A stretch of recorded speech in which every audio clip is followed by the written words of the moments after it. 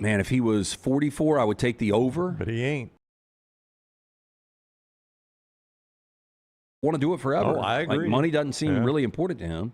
I mean, I'd probably do what you said, Dunaway. I'd probably be like, man, I've won 27 games over the last 2 years. I think I'm going to take some time being the rest of my life. But you could argue he now has the best job in college football, so why would you walk away from it?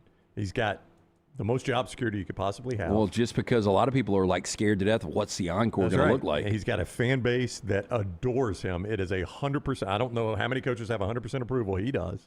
How did they get 75% in that building last night? They just bought their way in. Crazy. And then Assembly Hall was full. I don't know if it was entirely full, but Assembly Hall, they had a watch party there. Yeah. But that's an example of there's a price for everyone. Yeah. Like they spent so much. I'm sure Miami fans are like, okay. Y'all go watch it. Yeah. I mean, you can make an argument, though. He's got the best job in football right now.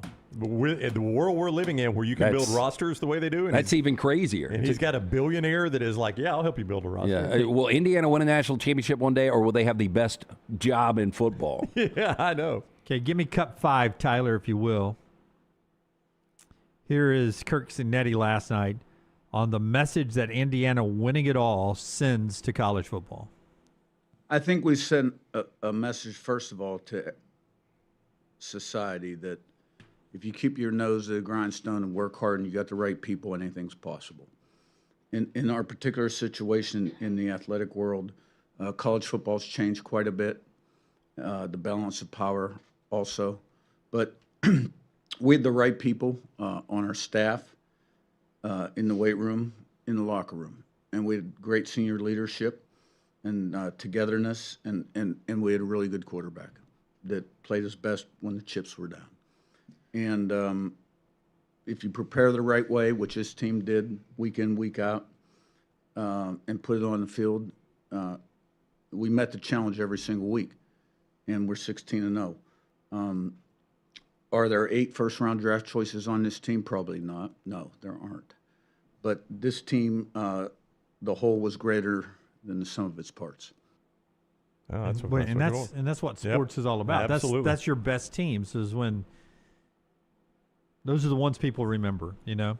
Yeah. It's just when the whole is better than the sum parts. Cut 6 before you do that though. The problem, Forrester, give me Spurrier's quote on what he said about his coach at Florida. This is the problem. This is about Summerall? Yeah. On 3 Sports yesterday, Steve Spurrier suggests John Summerall could be like Kirk Cignetti at Florida. Oh, gosh. Yeah, I tell you, that's going to be the pressure for these guys now. That's all over the place. This guy, he might be a little bit like Kirk Cignetti. I mean, he is serious, and guys are going to play hard. They're going to play with effort. We're not going to have 13 on the field, all that kind of stuff. Give Coach Summerall credit for what he's building right now as we start out. Of course, trying to sign some transfer guys and all that and go from there. John would probably be like, dude, I really appreciate that compliment, but you could have given it just to me. Yeah. Not to On 3 or to wherever he said it. Yeah, that's probably what John's whispering back to him right now. The best summer nights of your life. How many of those were in a great T-shirt? Visit nextround.store to get the perfect T-shirt for the next perfect Southern night. Nextround.store. The memories are waiting. It's bow time. The Bojangles Chicken Rice Bowl is back. Get dirty rice, slow-cooked Cajun pintos, cheese, and your choice of chicken for just $7.49. But order now. It's only here for a limited time. It's bow time. It's bow time. The Bojangles Chicken Rice Bowl is back. Get dirty rice, slow-cooked Cajun pintos, cheese, and your choice of chicken for just $7.49. But order now. It's only here for a limited time. It's bow time. From driveways to interstates, accidents happen fast. The insurance company's response? Here's our offer. Take it or leave it. Leave it. Call Alexander Chenard Trial Attorneys. Over 250,000 clients. And no, they don't accept lowball offers. They fight, they win. Over $2 billion recovered. Call now for a free consultation. 659-777-7777 or alexwins.law. Physical office location, Birmingham. Jim Dunaway, Lance Taylor, Ryan Brown, Live from the Birmingham Racecourse Casino Studios, the next round, presented by Bud Light, is on now. Man, we've got so much to get to today. 215 days away from the start of the college football season. Better late than never. Connor O'Gara joins the show at 10 o'clock yesterday. Not a believer, by the way. Yeah, 10 o'clock today he'll be with us. He's a non-believer. Yeah, I don't want him coming on and acting like, man, this is the greatest moment in Indiana history, all this. When I saw him, last time I saw Connor in the flesh was before Alabama, Georgia, at the hotel next door to the Mercedes. He was sitting with a couple of friends. I told him, your team is going to win tonight. And he's like, I don't think so, against Ohio State. No, he didn't have the faith. So, but that was the Big Ten championship game. He didn't think they could win it all either, huh? Oh, hell no. If he didn't think they could beat Ohio State, the Big Ten championship game. Well, let's call him out on that. Yeah, we will. Yeah, hey, don't you worry. Welcome new to the world. show, I know Connor. you're going to get to this, and I hate you. I know you hate when we jump the script, but I mean, I do not. but Indiana, your favorite to win the national championship next year? They're not. Ohio State's the betting favorite. They're tied right now. Same, both 7-1. Well, I mean, I don't have the graphic to show you, but I do think I have. I just checked this morning. Both 7-1. Just checked it. Like literally within 5 minutes. From BetMGM, Ohio State was plus 600. So Notre Dame 6-1. Notre Dame was 7-1 with Oregon and Texas. Indiana opened at 8-1. Georgia 9-1. Well, I mean, it could differ at different sports books. Yeah, Right? Yeah, DraftKings Sportsbook. Okay. Right now, Indiana, Ohio State, both 7-1. Texas and Notre Dame plus 750 right behind them, and then Oregon at 8-1. Georgia at 9-1. Alabama 18-1. I got Alabama at 15-1 over here. Well, I would shop at DraftKings. I'd play it at yours. Yeah. If you like it, you may as well. Alabama 15-1 with LSU, Texas A&M, Texas Tech. I mean, Miami gets no respect.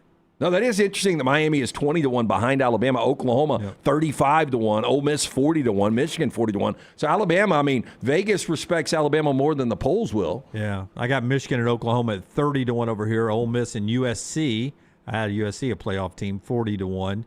Bobby and my vanilla top 12. I had a 40-1 team in there. We were vanilla, but Just scrambled up the what playoffs. what else do you do in this thing? Yeah, especially with these way too earlys. I mean, the portal's there's still people moving. 50-1 for Penn State, Clemson, and Tennessee. 75-1 for Missouri, Florida, and Auburn. All other teams 100-1 or longer odds. Isn't that what didn't some people buy Indiana 100-1? 100-1. I mean, nobody gave them a chance. They were like flash in the pan. Once they played legitimate teams, including Ohio State and Notre Dame last year, they didn't stand a chance. Nope, they're not going to sneak up on anybody, and they go out and they pull a 16-0. I wish I could find this tweet from yesterday. The show was moving so fast we didn't get it in. But somebody had the odds you could have gotten to bet. I think it was Indiana winning the Big Ten, Indiana to win the national championship, Indiana to have the Heisman Trophy winner, Indiana plus whatever their win total was. Like if you just had the foresight to bet all those things together, what $100 would have paid you. Well, I would have said, hey, you know what, Brown? Outrageous. You give me $100, and if these things hit, you can take a sawed-off shotgun and blow my leg off. That's exactly what you would have said, yes. I would have. I mean, you could have done the same thing in 2010 with Auburn probably back then if you'd have done Cam Newton and all that, right? You could have done it with 2019 LSU. Nobody thought 2019 LSU was going to be that. No, but to me, Auburn was more unbelievable than – I mean, it's hard to say that because of the brands – but there was nothing you knew about Cam Newton. Like a lot of people knew Mendoza was really good and it was an upgraded quarterback, and you still had a really good roster that won 11 games and went to a college football playoff. The Auburn thing came out of absolutely nowhere. Okay, now we took some heat, at least in my DMs, for battling yesterday that Kalen DeBoer's job maybe was a little more difficult than Kirk Cignetti's, or that it has its own, battles and everything. Fact of the matter now, and this is going to come from somebody who understands the landscape of college athletics now, but I did a little research yesterday. I think the feeling is that there's a group of elite boosters in the SEC now and a few schools that are way down at the bottom. And then there's a big glob in the middle of the ability to just make phone calls and get big money. And Alabama is going to be in the middle. in the booster world where it comes to the SEC right now. They're not going to be up at the uber top. But Brown's favorite human on the planet, I do like this guy. Cody Campbell, Texas Tech's billionaire, He's got no shame. Was on Will's show on Will Kane. Will Kane's show on Fox News, because Campbell's a billionaire and he's on Fox News. That's the way the world works, right? Sure. He's over there talking. That's right, yeah. This is Campbell, and he calls them out by name. You ready? You can look at the transfer portal rankings right now. This is Campbell talking. Schools like Alabama and Auburn are struggling. They don't have the booster support. Nothing against Alabama. I have a ton of respect for that program, but they can't raise the money like the University of Texas can. They don't have as much money in the institution itself. They don't have the donor support.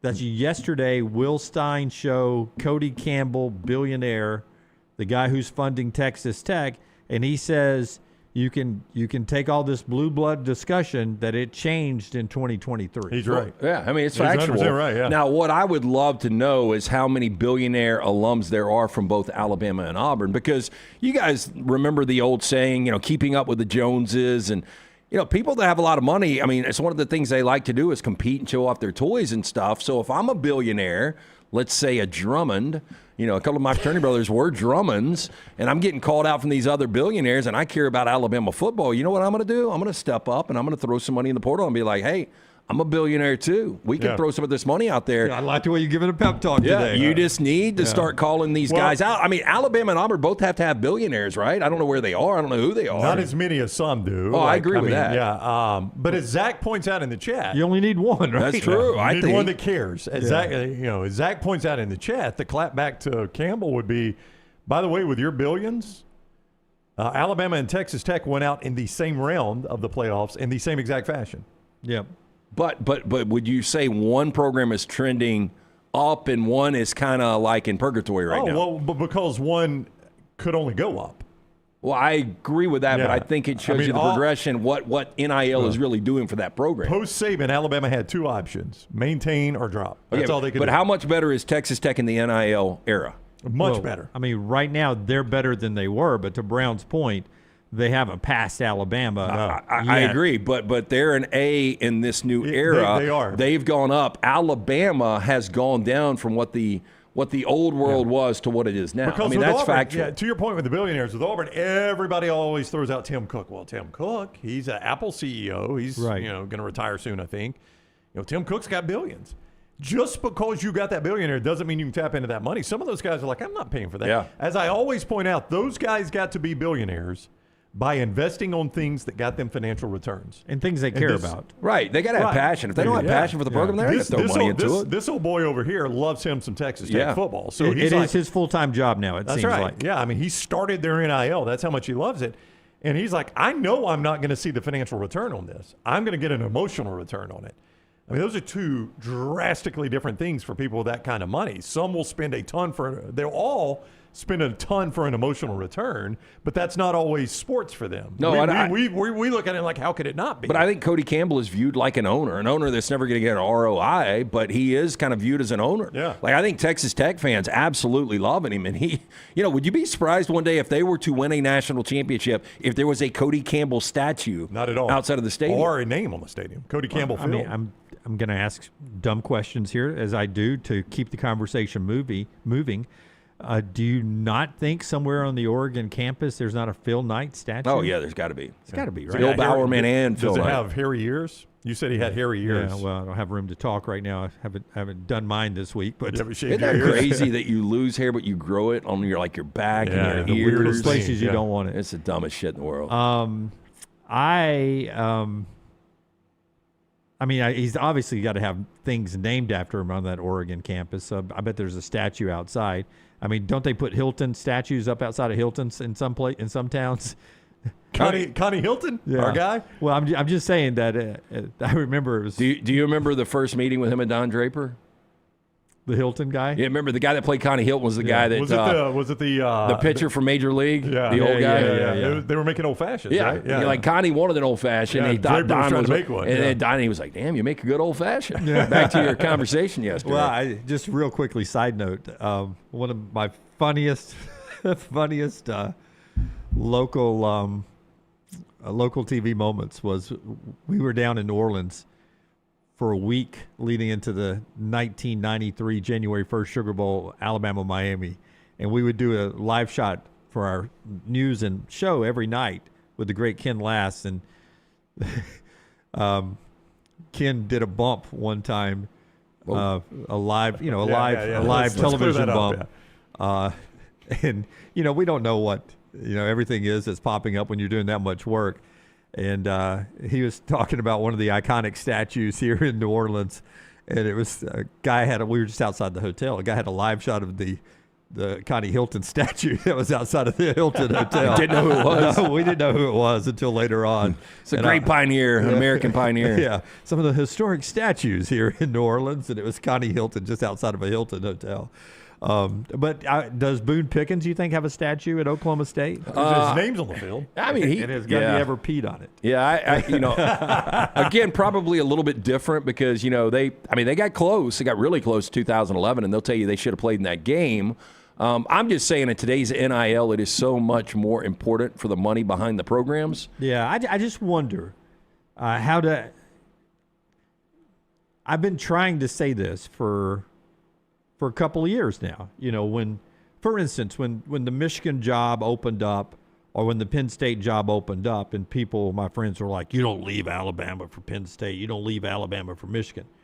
And I said, well, pay attention because – and Kalen DeBoer did not leave. He stayed and fought the fight, and he's fighting the fight right now. But there were people internally, But when when they I- heard about the money from Michigan, there were some people that, hey, I think Michigan might be a better option. Well, I'm just saying that if you take your emotions for Alabama out and if you're just a human who is coaching football at Alabama right now and coaching football at Michigan's an easier job right now. Unless the rules change, it's an easier job. Penn State's an easier job. I mean, I don't know who the Penn State money is. Larry Ellison, though, at Michigan.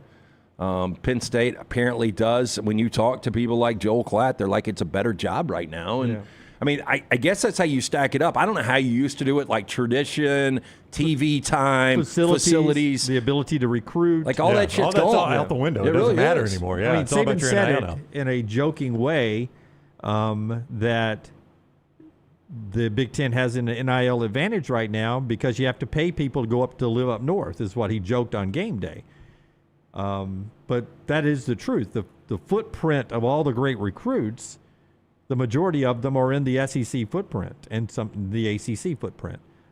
But a lot of them are leaving to go north right now because of the money. Yeah, you used to see a lot of those guys that would transfer to the South because they wanted to play amongst the best. I think they like the climate better. That's exactly right. I know you guys don't like the cold. I absolutely hate it. I know we've got cold weather coming this weekend, but I would relocate for enough money. I mean, there is a number out there. For enough money. But a friend of mine sent me people trade funny TikToks or DMs, and you heard me playing it earlier. Somebody sent me a TikTok because I don't like cold weather, and they're like if the temperature outside is younger than my age, I don't want to go outside.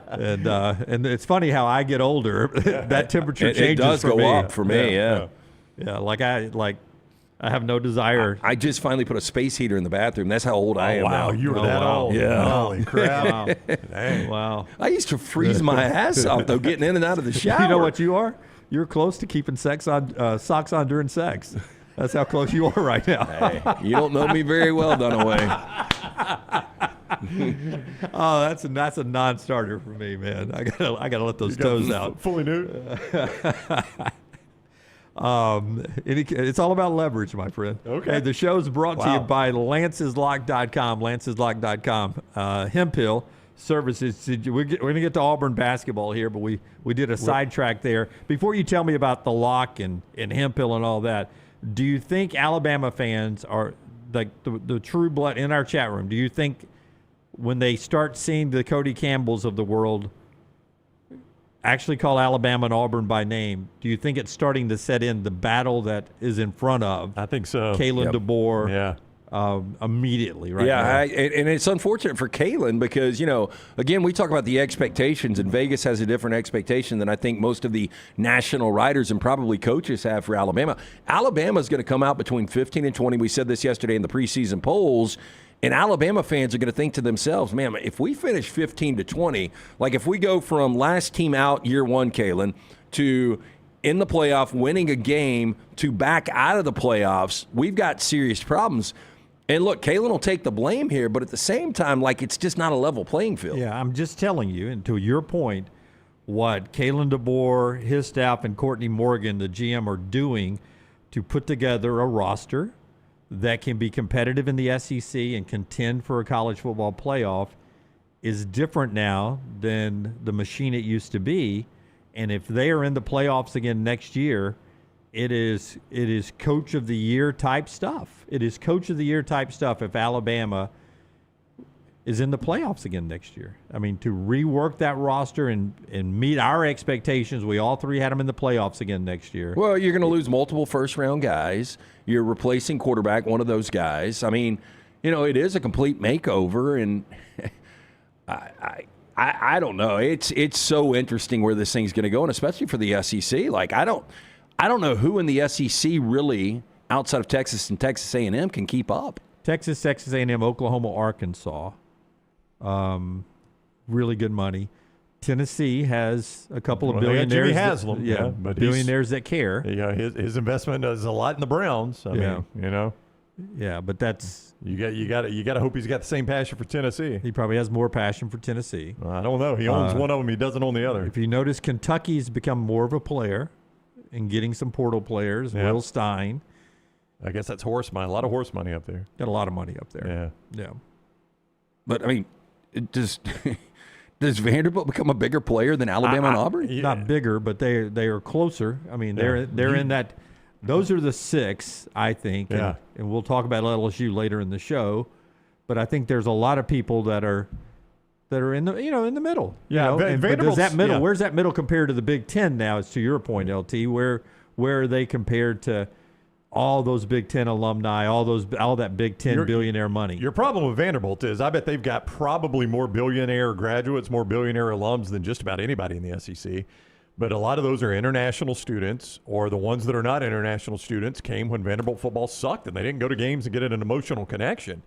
And that becomes your difficulty, is like they don't have an emotional connection. They didn't go to games. They don't care if Vanderbilt's good. Can you imagine, though, if once this thing kind of settles, if, back in the 14 playoff day, we had really, again, the brands were Alabama, Georgia, Clemson, Ohio State.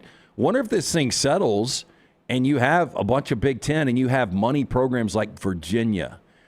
I mean, are we going to be able to wrap our heads around that in Indiana? Virginia's portal's been very different this offseason than it has been in the past.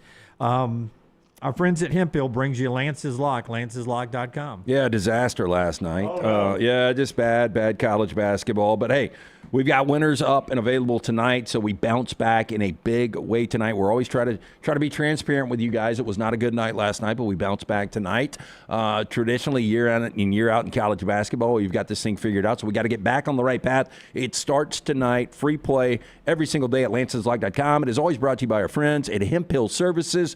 Trust the name. Birmingham has trusted since 1954 for all of your plumbing, heating, cooling. Any of these issues arise in your home or business, they are ready to serve you. Hard to stop a train. Call Adam, Chad, Andrew, the guys there. Tell them the next round sent you. 205-229-2090 or hemphillservices.com. From my buddy Kevin, big Alabama fan, season ticket holder. Just an average guy. He's not a billionaire? I don't think he's a millionaire. Just a good, hardworking Alabama fan. Maybe all the Alabama fans in the chat room and others need to get up and $25 a month, like I do at Yay Alabama. If you have 100,000 fans at $25 a month, that's $2.5 million per month. That's $30 million a year. That'd do it. That'd cover the nut. Yep. Yeah, but then That's your Yay Alabama commercial of the day. but then you hear somebody say that, and if you're Indiana and you're like, man, look what Alabama's doing organically, then you call out your 800,000 plus alumni living fan base out there. Hey, everybody give $10 here. I mean, it quickly can flip the other way. I don't know what the answers are, and I know everybody's working hard at the respective collectives in state, but it is an uphill battle at least right now. Okay, we have breaking news on Charles Bediako, and we'll update you on that story right now. If you missed it yesterday, before we give you the breaking news, and you guys had heard about this last week. Yep. Charles Bediako, who last played for Alabama in 2023. He's bounced around to a couple of NBA. He's had a couple of two-way contracts, but I don't know if he ever made it into an NBA game or played on an NBA game, but he did a lot of G League. But he's back on campus, finishing up his degree, had 2 years of eligibility left. And Bediako himself, not Alabama, Bediako himself, with a lawyer, was suing the NCAA for immediate eligibility, wants to play right now. And they laid out that because of the financial situation in college athletics has changed since he made his decision to leave school and all that, that he was harmed by the NCAA rules and deserved the right to go back and play college ball. The NCAA said last night, we've heard about the Charles Bediako reporting. The NCAA said we will not grant eligibility. And now we have a decision that has come down today. Yeah, a Tuscaloosa judge says, oh, yes, you will. A Tuscaloosa judge today has issued Tide fan. He's a Tuscaloosa judge, a temporary restraining order, and it makes Bediako immediately eligible to participate in all Alabama basketball activities and games. That is spelled out in the court documents. This is not something that is like, well, what does this mean? It is explicitly spelled out that this TRO allows Bediako to participate in Alabama athletics. Well, this shows you the love for the program that Bediako. I'm kidding. He was making $40,000 a year in G League, and I would think that Alabama, based on the fact that Sherrell is such a pivotal part to this front court, and he needs help down there, and Bediako would be an immediate difference maker. When we heard it last week, I was like, "This is preposterous," but if there's any validity to it, boy, Alabama becomes a dangerous team with Bediako. I don't know how you guys feel about that. Oh, no, yeah. But I am blown away that this is a possibility for Nate Oates in Alabama. If he's allowed to play through the end of the NCAA tournament and it doesn't come back where Alabama has to forfeit those games, it is a game changer. They go from being a Sweet 16 type team to a national championship contender to me. Now, I don't know how you guys feel about it, but he's literally almost a pro. I would, if I was told, if I was Nate Oates and I was told, hey, look, he can play right now because this injunction's been filed, but there's a chance after the season that you get ruled ineligible and you have to forfeit all these games. I would go all in, and I would roll the dice. Don't care. If a judge has ruled this, and now, look, I'm sure the NCAA's got their judge on standby who will rule, some other way. But there's no way. We are January 21st. There is no way this gets litigated before the NCAA tournament. No, not a chance. The Diego Pavia thing is still ongoing. Yeah. That's how he played 2 years. That's right. Was a temporary restraining order. Yeah. So there is zero chance this gets any sort of official ruling from any sort of court before the Final Four. So if you're Alabama, you just got your Bediako card here. I'm sure the NCAA will have a judge ruling another way, but the question becomes, if you're Alabama, are you willing today to say, we don't give a rip what the NCAA says? We've got a judge right here that says this guy can play. He's going to play. Okay, and we'll let the chips fall where they may whenever this court ruling comes down 2 years from now. Okay, but make me feel different, because my initial feeling was, how can I say this? My initial feeling was, as bad as I want to, as a lifelong Alabama fan, what you're about to be say. National champion. Yep. It's going to feel hollow, isn't it? Just because it gives everyone else a chance to say things about that national championship. Oh, it would be a big asterisk. I mean, if Bediako comes in and he, is a 25-minute to 30-minute guy and he's averaging 10 and 10 and he is the difference, I mean, everybody's going to be like, yeah, Alabama's got a national championship, but it wasn't legitimate. But as I say that, is it Baylor that's got the same type of Yeah. player? How many of these? Yeah, Baylor had a how guy many- go in the first round of the 31st pick, didn't sign a contract, was the able to come difference. back. That's the big difference with he and Bediako. The NCAA, now the NCAA opened a can of worms by allowing this kid to come back to Baylor. That's right. This is why we are where we are. The NCAA can, well, we are not going to let this happen. Well, the only reason it's close to happening is because of the ruling you made for Baylor. The big difference between the two players is one signed an NBA contract and one did not. Yeah, that is a massive difference. That is a massive difference in this. Now, according to a Tuscaloosa judge, it's not a big enough difference to make one eligible and one ineligible. So, I mean, who knows wherever this falls? I don't know, but to me, I feel like right now we are watching the biggest test of the future of the NCAA. In the Bediako case itself. It's weird that it is right here in our backyard, and it's Alabama basketball that is potentially going to test the future of the NCAA. NCAA cannot rule on this. Like they can't. Like Well, they've got to can't continue to survive. fight. They Because, cannot survive if Yeah, Bediako if they plays. allow this, what kind of precedent does that? I mean, how many other people are giving up their $40,000 G League contract to come back and play at their respective Yeah, schools? but how many of them are going to do it anyway? Now I'm putting my Alabama hat back on. How many of them are going to do it anyway? Why not? Why do we not get into the game? Oh, I mean, no. I'm you see like what I'm I don't saying? blame you at Yeah. all, but I'm just saying if the NCAA allows it, the G League's probably pretty much done, and this is just going to be like I don't know how you balance the rosters again because you're getting rid of guys that are dead weight now, and you're bringing guys in that were pros. It would be an absolute mess. This cuts right into Taylor Bowen's playing Minutes? time. Oh, heck yeah. Well, this judge is probably behind the scenes. Nice bourbon. He's Bo Bowen. He's too inconsistent. Yeah, he's got to be more productive. But, I mean, it does not feel like if Charles Bediako plays, the NCAA can survive this. I know that sounds hyperbolic, but, I mean, just think about what we're saying here. Like, if a judge rules this for Bediako, what stops, and there may be something, I'm asking, this is not a rhetorical question, this is an actual question. What stops Justin Fields? If he's cut and he's got nowhere else to go in the NFL to say, I had fun at Ohio State, why not go back there? I got 2 more years. I had 2 more years at Ohio, or whatever he has left. I can't remember what it is. Why not? I mean, what stops him? Hey. There may be something that I'm not aware of. I had a Stetson Bennett conversation yesterday. He's dressing as that third quarterback, but he ain't about to see the field. He's never taken a regular season snap for them. Never. Right? And can you imagine the market for Stetson Bennett right now, still in great football shape? Technically, I do think he did exhaust all of his eligibility. I don't No, think that's I mean, true, yeah. Okay, well, I mean, bad example, but I mean, I'm a just better saying. example. By the old rules, he did. By a better example, though, would be Tua Tagovailoa's got eligibility left. Yeah, he's got a year. Can't stay healthy. Yeah. No, I mean, and Tua's his future is unknown right now. Yeah, but I guess he played. I mean, Stetson's never really played in a lot of games. I don't think that matters. I mean, Bediako played professionally. He didn't play on the NBA level, but he played in the G League. I mean, I don't think the NCAA considers a difference in playing in the G League or the NBA. That's not what this is about. This is about, they would say, one has signed a pro contract and one has Yeah, not. 4 downs on the fly. More insane that Indiana just went 16-0, won a national championship in football. Or we're talking about G League players years after the fact being able to come back and be eligible to play. This is not like Bediako was on the team last year. I mean, this guy was on the team 2 years ago. Right. 2023 is the last time he played for Alabama. Yeah, So they it's played crazy. 24, 25, and we're into 26 now.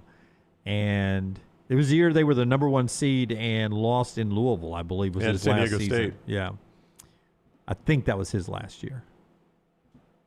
I know this because I looked it up last night because I tried to tweet about this last night, and I could never frame a tweet to where, try to make everybody happy. Jim felt comfortable with it. But he turns 24 on March the 10th, the week of the SEC basketball tournament. Charles Bediako does. He'll be 24 March 10th. That's Now- very Hoosier-like right there. Yeah, but that's exactly right. But you had I think R.J. Davis, Caleb Downs were playing as 23-year-olds last year at different schools. But this can of worms, I mean, think about this. And I know what I'm about to say sounds extreme, but in this world, I don't know that anything's extreme. Correction, not Caleb Downs. It was Caleb Love. Okay. Let's say Alabama's just like, all right, we got the ruling. We don't care what the NCAA says. We've got a judge on our side. We're playing the guy.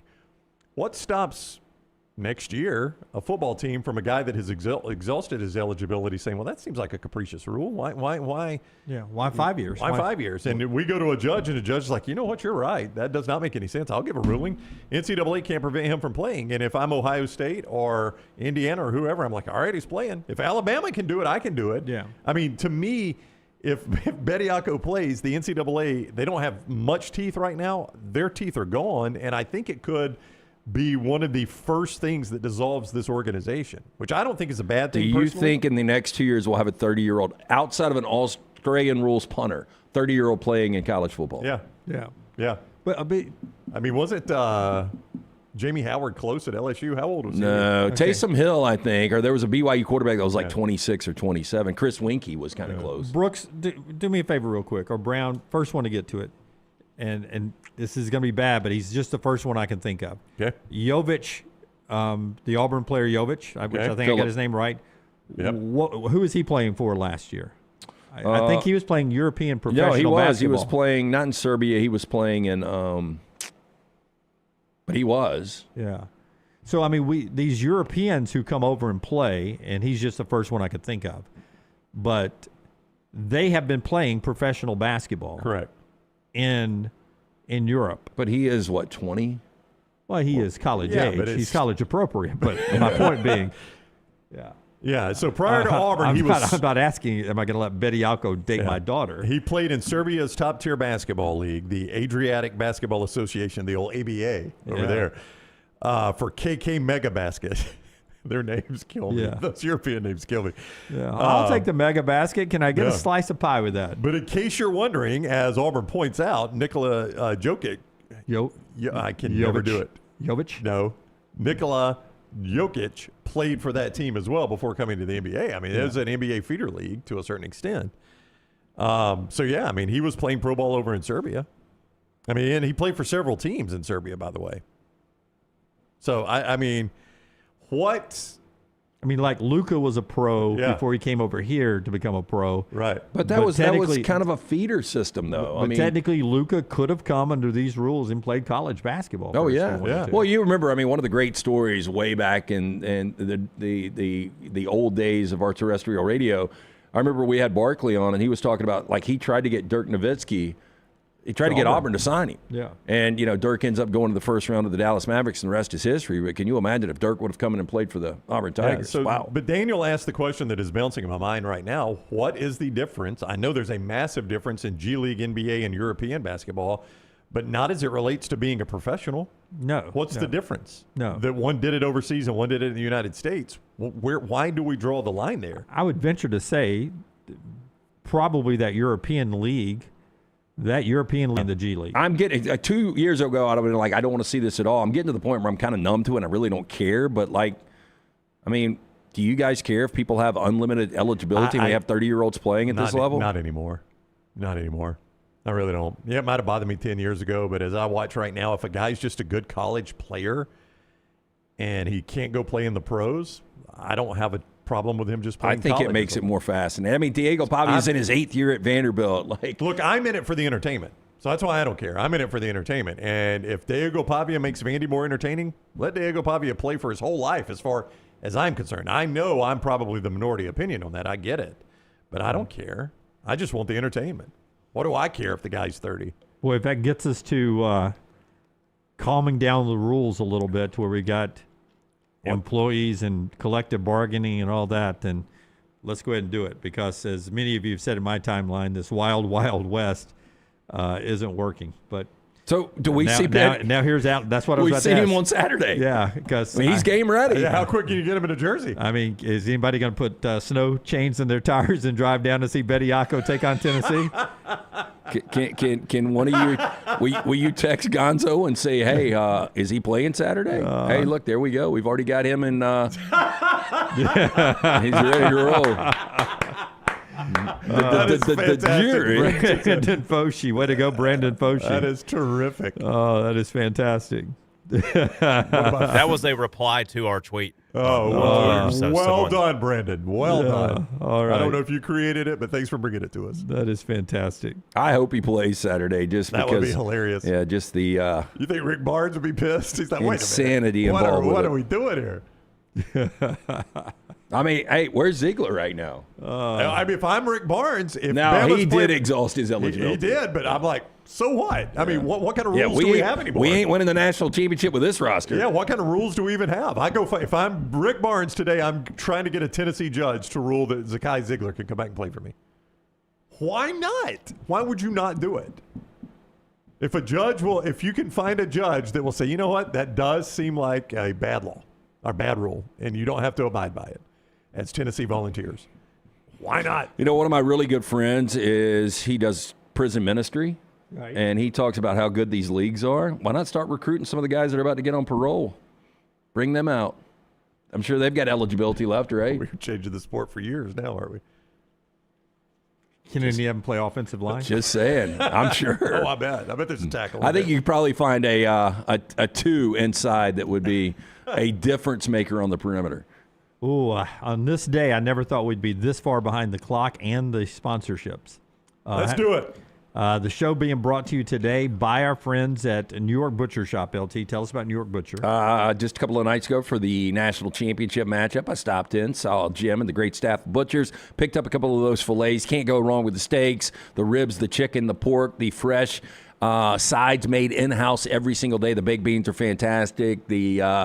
The goat cheese, mashed potatoes, the mac and cheese. They've got a fantastic selection of fine wines and desserts. Rare quality, well-done service. 2 locations, original Cabo Heights, Highway 119 in Greystone. One-stop dinner shop, New York Butcher Shop. The Chicken Rice Bowl is back with our friends at Bojangles. The bowl flavor you've been missing. It starts with a hearty scoop of dirty rice, a spoonful of slow-cooked Cajun pintos, a layer of melty cheese, and finally your choice of chicken. It is hot, it is hearty, it is all yours for just $7.49. But don't wait too long. The bowl is back only for a limited time. So if you're hungry, you know where to go. The drive-thru's always open with our friends at Bojangles, where it is bow time. From driveways to interstates, accidents happen fast. The insurance company's response? Here's our offer. Take it or leave it. Leave it. Call Alexander Shinara Trial Attorneys. Over 250,000 clients. And no, they don't accept lowball offers. They fight, they win. Over $2 billion recovered. Call now for a free consultation. 659-777-7777 or alexwins.law. Physical office location, Birmingham.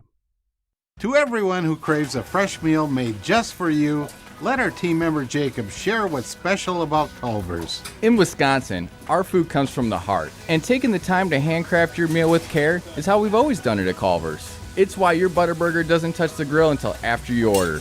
Come to Culver's and let us serve you a Butterburger, made special just for you. From Wisconsin with love, welcome to Delicious.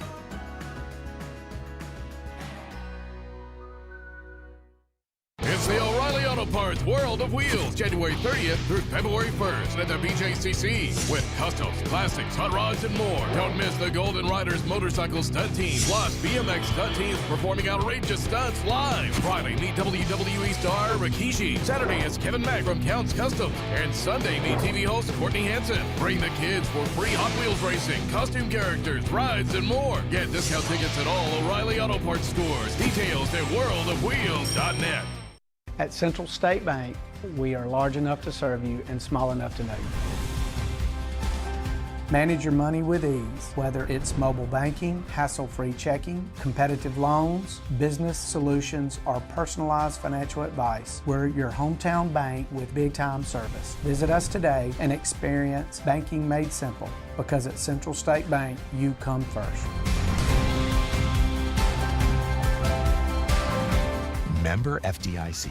Remember the name Way to Wellness if you're battling weight loss in your life. I'm Jim Dunaway from The Next Round. There was a time I was over 216 pounds until Way to Wellness helped me lose 45 pounds, and now for over 2 years, they've helped me keep that weight off. Here's their website, aplanforme.com, aplanforme.com. That's a great name for a website because there's no cookie cutter plan. Everything is designed specifically for you. No contract, no sign-up fees, and your first consultation is free at Way to Wellness. Hey, let me tell you about our friends at Urology Centers of Alabama. Compassionate and comprehensive urological care with 35 physicians, 17 locations across Alabama. Their patient-centered approach to all of your urological needs. Remember, they've got that new men's health center. It is beautiful, helping men with a wide range of sensitive male issues in a comfortable environment. You can always go online, visit urologycentersalabama.com, schedule an appointment with one of their many urologists today.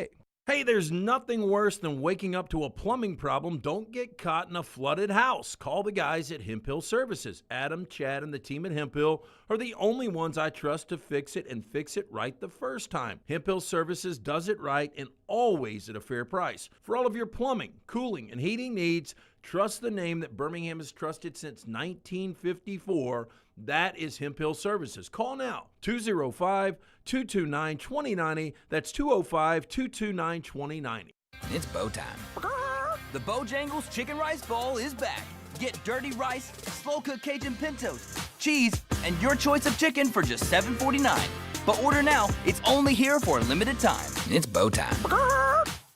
It's bow time. The Bojangles Chicken Rice Bowl is back. Get dirty rice, slow-cooked Cajun pintos, cheese, and your choice of chicken for just $7.49. But order now. It's only here for a limited time. It's bow time.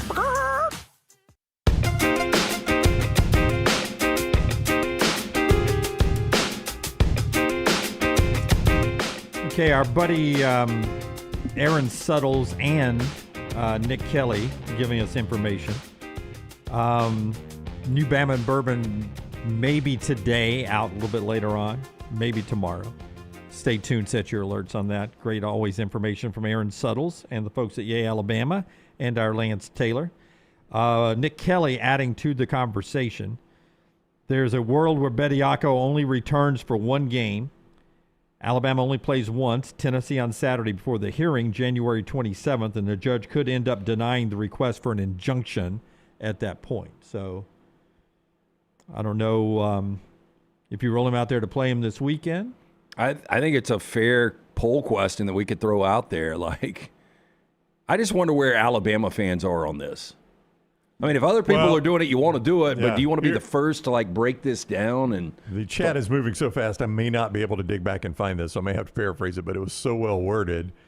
But this is going to be split, right? I mean, there's going to be some people that are about it and some people that think it's absolutely ridiculous. Yeah, I mean, I think this is one of those things, if any of your opponents did it, you would cry and yell and scream, but if your team does it, you're like, okay, I'll figure out how to like this. For instance, earlier this year when the G League guy was ruled, I believe our chat was anti-Baylor and anybody else. Michigan State's Tom Izzo, I know, was outspoken about it. Several coaches were. Let me ask you this, though. If Bo Bowen is averaging 12 and 8 right now and he's playing 30 minutes, do you think Nate's even taking a look at this? I mean, I know it strengthens the roster, gives you more depth, all that kind of stuff, but like this is such a need for Alabama. Like this, I don't know if you guys agree with it, it is a difference maker for this team. It is the difference for them fighting to get out of the first weekend and the difference for them fighting to get to the Final Four. Yeah, with the way Aiden Sherrill is playing, with Bediako's potential. I mean, this guy that averaged 10 and 9 in 34 regular season Grand Rapids games in the G League, if he averages those numbers, which is very doable. This is a team, when they're hitting their threes with the great guard play between Holloway and Phylon, they could make a deep run with that front line. Yeah. Possibly a run all the way. All right, we'll keep you updated as that goes. What Auburn did last night on the floor and eventually to football, and a day after hangover day for Connor O'Gara. He'll join us at 10 o'clock. I don't even know if Connor drinks. I'm just joking. The hangover of the excitement. Yes. Show brought to you by our friends at Storm Restoration Roofing. Our buddy Greg from Pell City will get up on your roof and give you a free no-cost roof inspection, 205-542-3531.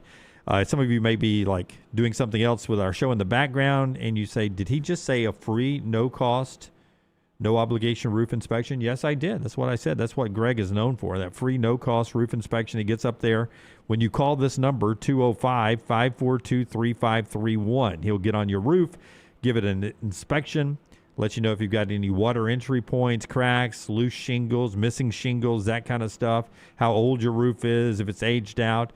Oftentimes, so many of our viewers, he's come down and said, man, you're good for another 3 or 4 years. When it's time to replace that roof, though, try to remember me, Greg from Pell City on Facebook, stormrestorationroofing.com. And if you're putting your house on the market this year, the soft wash program will give it curb appeal, or if you're keeping it and just want it to look better, these roofs get stained during the heat of summer. If you live in the South, you don't have to live under trees. I mean, under trees does its own damage, just the leaves, but you can live out in the open. The sun damages and stains your roof, your shingles. You may have a perfectly fine roof that looks old. The soft wash program from Greg can change that. 205-542-3531, stormrestorationroofing.com, and our buddy Alexander Shannara, trial attorney. Yeah, Alexander Shannara is the guy you go to. I mean, whether you're Charles Bediako or anyone, if you've got legal issues, you start at Shannara.com. You don't pay a dime unless they win your case. Shannara.com, Shannara.com. Alexander Shannara, trial attorneys. He's a Birmingham guy. Birmingham born and bred, wanted to build a firm that took care of his city. He has done just that, headquartered right here in Birmingham for more than 25 years. They've grown to more than 150 lawyers, supported by more than 500 dedicated team members, and they've recovered more than $2 billion for their clients. You find yourself in need of a lawyer? Call the Alexander Shannara trial attorneys. You don't pay a dime unless they win your case. Shannara.com, Shannara.com. Auburn battles through Ole Miss last night, 78-68. They shot 58% from twos, but they were 2 of 17 from three. More on that in a second. But Tahad Pettiford scored 17. Auburn only had 9 turnovers in the whole game. First time they've been single digits in SEC play. Here is Stephen Pearl after the win. He was a floor general tonight in the truest sense. Like, he managed the game really, really well at a high level. He makes his first three, and it was probably his toughest shot. And the rest of the game, he only has 2 turnovers. He has 3 assists, but he probably should have had 6 if guys had knocked down some shots. I thought he played with just great poise and great tempo. It's a 3-point game. They're making their run, and Tahad comes down. He drives, plays off 2 feet, uses a shot fake, and gets an and one. Tahad in the past may have driven all the way downhill, played off 1 foot, slipped and fallen, and then it's a transition opportunity on the other end. He was really under control tonight, which was really important for us. And on the road, that's what we need from him to be able to keep us settled down and settled in and get us into our stuff. So he played great tonight. First, Stephen's doing a wonderful job coaching. If you're watching the game last night, every time Chris Beard went small, his team drove to the hole, and they could not keep them away out of the paint from scoring 2-pointers at the rim. Just great coaching by Stephen and the staff there. As they hit 58% of their twos, they outscored Ole Miss 38-14 in the paint. Yeah, dominated the boards 42-26, and back to Tahad, 1 of 5 from 3, hit his first, then missed his next 4. But, this is one of the reasons the scouts love him. The elevation he had on that dunk that really kind of just flipped everything around. The guy is so good, and once he finds a shot and you assume he's going to, then he's going to be just fine.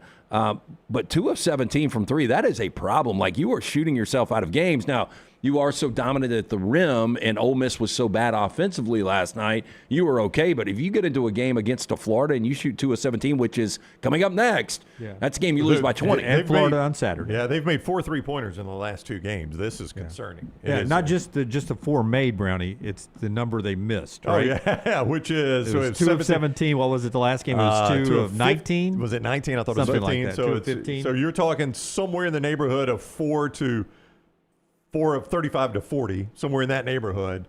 That is your shooting from beyond the arc the last 2 games. And, that will catch up with you at some point, and it will probably be in Gainesville if you don't fix it. Now, what can soften the blow, if you can get to the stripe 39 times, which was a season high last night, and make a season high 32 free throws, that can soften the blow on missing perimeter shots. I just don't think that's realistic. On paper, the next 5 games look daunting for Auburn. But they played a tough schedule already. They're at Florida Saturday. Then they come back for a home game against Texas, hit or miss with what you're going to get from Texas on a given night. Then you're on the road at Tennessee. Tennessee's better at home than they are on the road. I don't know how good this Tennessee team is. And then on February 7th, the 4th game in this stretch, you get your first meeting with Alabama at home. And then on February 10th, you got Vanderbilt at home. That's your next 5. Okay, you're going to be favored in 3 of those 5. You know, you're going to be probably an 8.5 to 10.5 point dog this week. You'll be favored against Texas. You'll be a slight dog against Tennessee. You'll be a favorite against Alabama. And then what was the fifth game? Vanderbilt. Yeah, you'll be favored against Vanderbilt, who's now lost 3 consecutive games. Yeah, Vanderbilt. Remember when they might be the best team in the SEC? That seems like an eternity ago. So that's they've lost 3 straight. Vandy losing last night to Arkansas by a ton, 93-68. Florida easily beat LSU before that Auburn game. Georgia beats Missouri on the road. South Carolina beat Oklahoma. 2 SEC games tonight. Texas and Kentucky at Rupp. Mississippi State and first place tied Texas A&M out in College Station with Bucky ball. Bucky's old team Sanford with a big game at Wofford tonight. That's your basketball, at least a snippet of it there. Big football to talk about here after LT tells you about our friends at Inverness. Inverness Country Club has got memberships that fit everyone. Look, if you're a golfer, you can justify this with the entire family. Tell your wife, look, they've got a social membership. I'll play the golf this summer. You can take the kids to the pool, full-service cabana and bar, live music on Friday nights, a Sunday brunch. And we've also got childcare. So if we want to meet friends up there for dinner at the club, they will sit there. They'll watch the kid. You know the kid is safe on site. That is a massive plus. Maybe you work from home. What about working from the club while they watch your kid? Best days happen at Inverness. To take a tour of the club, call Erin, 205-991-8608. Tell her the next round sent you. For more information, ICCalabama.com. Jacques Doucette, I think I say his name. I believe that's right. Longtime sportscaster at LSU.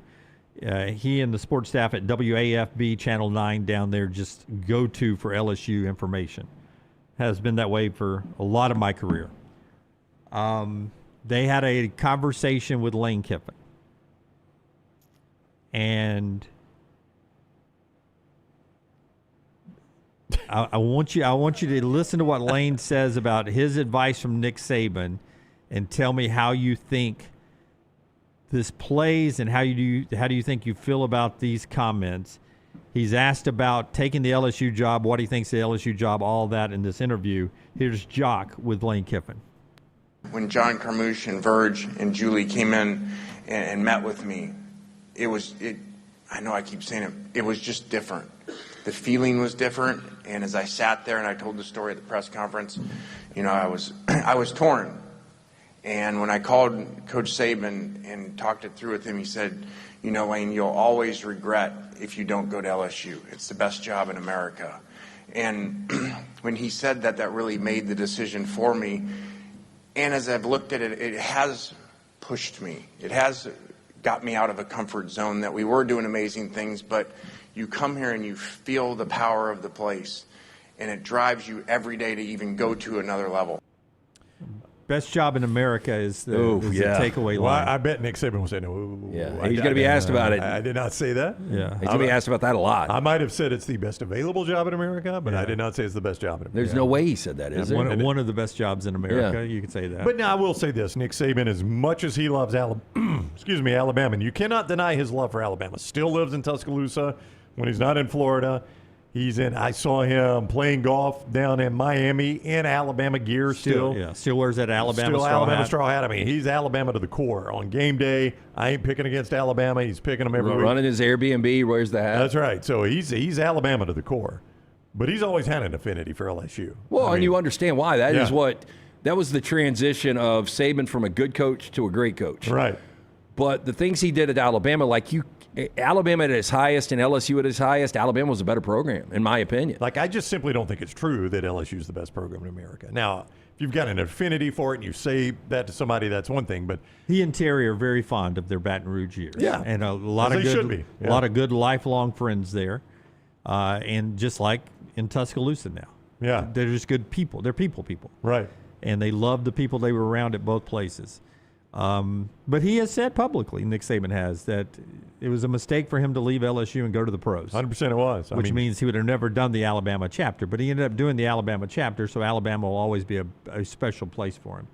I wonder, to the discussion we started the show off with, where LSU is financially in the NIL world compared to Alabama. I picture them being in the same neighborhood. I would too. I mean, I don't know of any alumni that jumps out. Do you guys outside of Shaquille? You've got the walk-ons chicken in the Raising Cane's guys. Brandon Landry. Yeah. Those will be the Todd Graves is the Raising Cane's guy. But. Yeah. I mean, those would be the first ones Yeah. I would start with. And, I mean, I know that's new money, younger guys, but sometimes that's the most passionate ones you're going to find. Well, right? there are reports this is a $40 million roster. Now, we heard that about Ohio State at a $30 million roster, and I think Ryan Day tried – again, every coach in America tries to push back on how much their roster cost. Every one of them. And if Lane Kiffin's ever asked about $40 million, I promise you he'll push back. It's nowhere near that. It's nowhere near what you guys think it is. Yeah, including Sig this other yeah, night. Sig did it the other night. He brought it up out of thin air. He's like, what you guys claim we spent on NIL, nowhere close. What do you think walk-on spends for their bowl title? Oh, I couldn't tell you. Well, the only reason I'm saying, like, that price is way down. Yeah. But I mean, we're closer than we've ever been to being able to sponsor a bowl. But if I'm LSU, do you not like say, hey, instead of sponsoring this bowl, why don't you give the money to NIL? But if I'm Brandon Landry, I'm like, okay, the players that I specifically get, I want walk-ons on the jersey. That's right. Oh, it's coming, buddy. Yeah, that'll be there. It's yeah, coming. walk-on sponsors the quarterback. Yeah. In fact, we need to sponsor like a holder or something. Yeah, we could do that. No, I thought of the only time we'd get on is a bad snap. Bad snap. No. So look at the hold. Oh, there's the next round pass. They never do the reverse angle unless it's a bad snap. Unless true. he does a great Yeah, job of fielding a bad snap and putting it down. And getting it. Yeah. We'd have to have a really good holder at that point. If not, well, we just need to ask behind the scenes before the season starts. Who's your best special teams player? I'm gonna go ahead and tell you how this would play out. Oh, the next round logo is on our holder. He dropped that game-winning snap. Your fault. Jimmy Landmine. Yeah, it's done away. Jimmy Landmine. Yep. It never would. They could make 60 kicks in a row. That's right. Just that one is all it would One take. doink. That's true. That's all you. Yeah. I thought that was interesting and wanted people to see Lane, who's now, he's mentioned it a couple of times in different ways that Nick helped push him make the call on leaving Ole Miss to LSU, sort of change the scales were tipping. The first time Nick, he's probably on vacation now that season's done and all that kind of stuff. But if he was coming on today, that's the first thing we'd ask him. Yeah. Did you say LSU's the best job? And I'm with you. He's probably said some version of that. I don't think it was as clear as cut as Lane will make it out. Right. Best available job and best job are two different things. Connor O'Gara at the top of the hour. We'll talk Indiana and the love of that fan base for what Cignetti was able to do, but some big picture post-Indiana National Championship stuff with Connor coming up. The show being brought to you by our friends at World of Wills. Brownie, tell us about World of Wills. WorldofWills.net coming back to the BJCC. So big, it takes up 3 of the 4 exhibition halls. So you could see it in the North, South, and East exhibition halls. Friday, January 30th. That is next Friday through next Sunday, the 1st of February. Celebrity appearances all over the place. Rikishi, the famous wrestler, he's going to be on stage signing autographs 4 to 7. Hopefully you don't get the stink face out of him. Kevin, is that what it's called, the stink face, Tyler? Yes? You got it. All right. Kevin Mack, Counts Customs on stage signing autographs.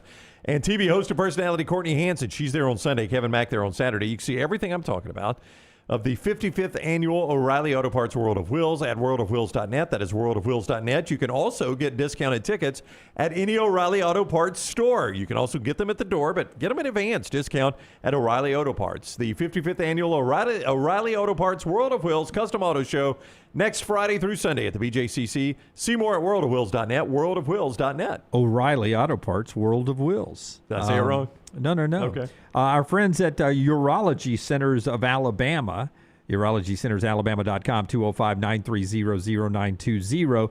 They are there to help you guys take care of your health, and the women too, men and women. For over 70 years, Compassionate Care of UCA has been saving lives, and they can do that for you right now.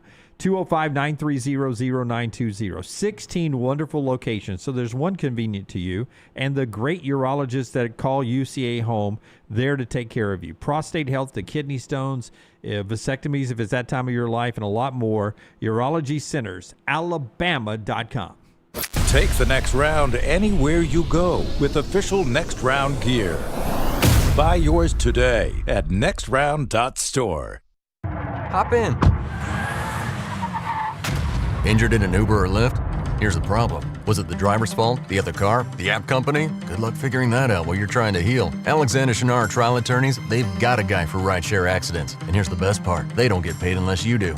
You heal. They fight. One call, 659-777-7777. Or visit alexwins.law. Alexander Shinar Trial Attorneys. Because rideshare accidents need an experienced team. Physical office is Birmingham. Stop by the New York Butcher Shop and pick up the finest in certified Angus prime beef steaks and burgers, premium pork chops, ribs, and all-natural chicken cut to order just for you. Their chef-prepared entrees and side dishes are the perfect dinner-to-go choice for your family and are ready to heat at home. With a great selection of fine wines and desserts, the New York Butcher Shop is your one-stop dinner shop. 2 locations to serve you, Cahaba Heights and on Highway 119 in Greystone. The New York Butcher Shop, rare quality, well-done service.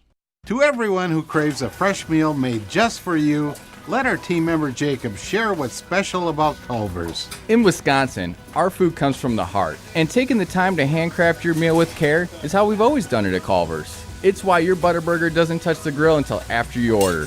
Come to Culver's and let us serve you a Butterburger made special just for you. From Wisconsin with love, welcome to Delicious.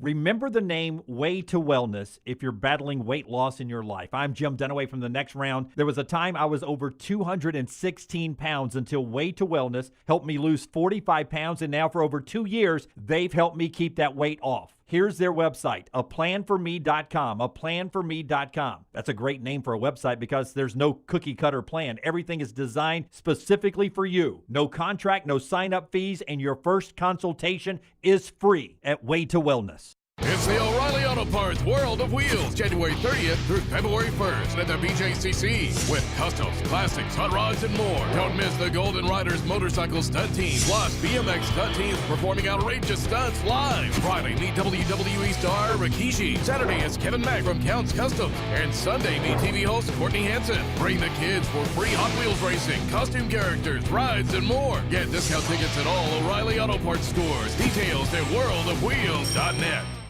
At Central State Bank, we are large enough to serve you and small enough to know you.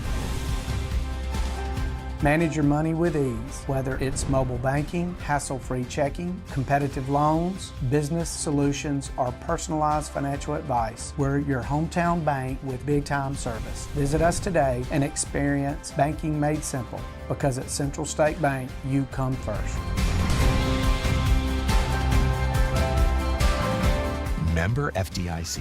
Hey, let me tell you about our friends at Urology Centers of Alabama. Compassionate and comprehensive urological care with 35 physicians, 17 locations across Alabama. Their patient-centered approach to all of your urological needs. Remember, they've got that new men's health center. It is beautiful, helping men with a wide range of sensitive male issues in a comfortable environment. You can always go online, visit urologycentersalabama.com, schedule an appointment with one of their many urologists today. It's bow time. The Bojangles Chicken Rice Bowl is back. Get dirty rice, slow-cooked Cajun pintos, cheese, and your choice of chicken for just $7.49.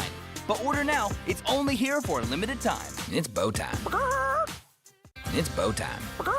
The Bojangles Chicken Rice Bowl is back. Get dirty rice, slow-cooked Cajun pintos, cheese, and your choice of chicken for just $7.49. But order now. It's only here for a limited time. It's bow time. Jim Dunaway, Lance Taylor, Ryan Brown.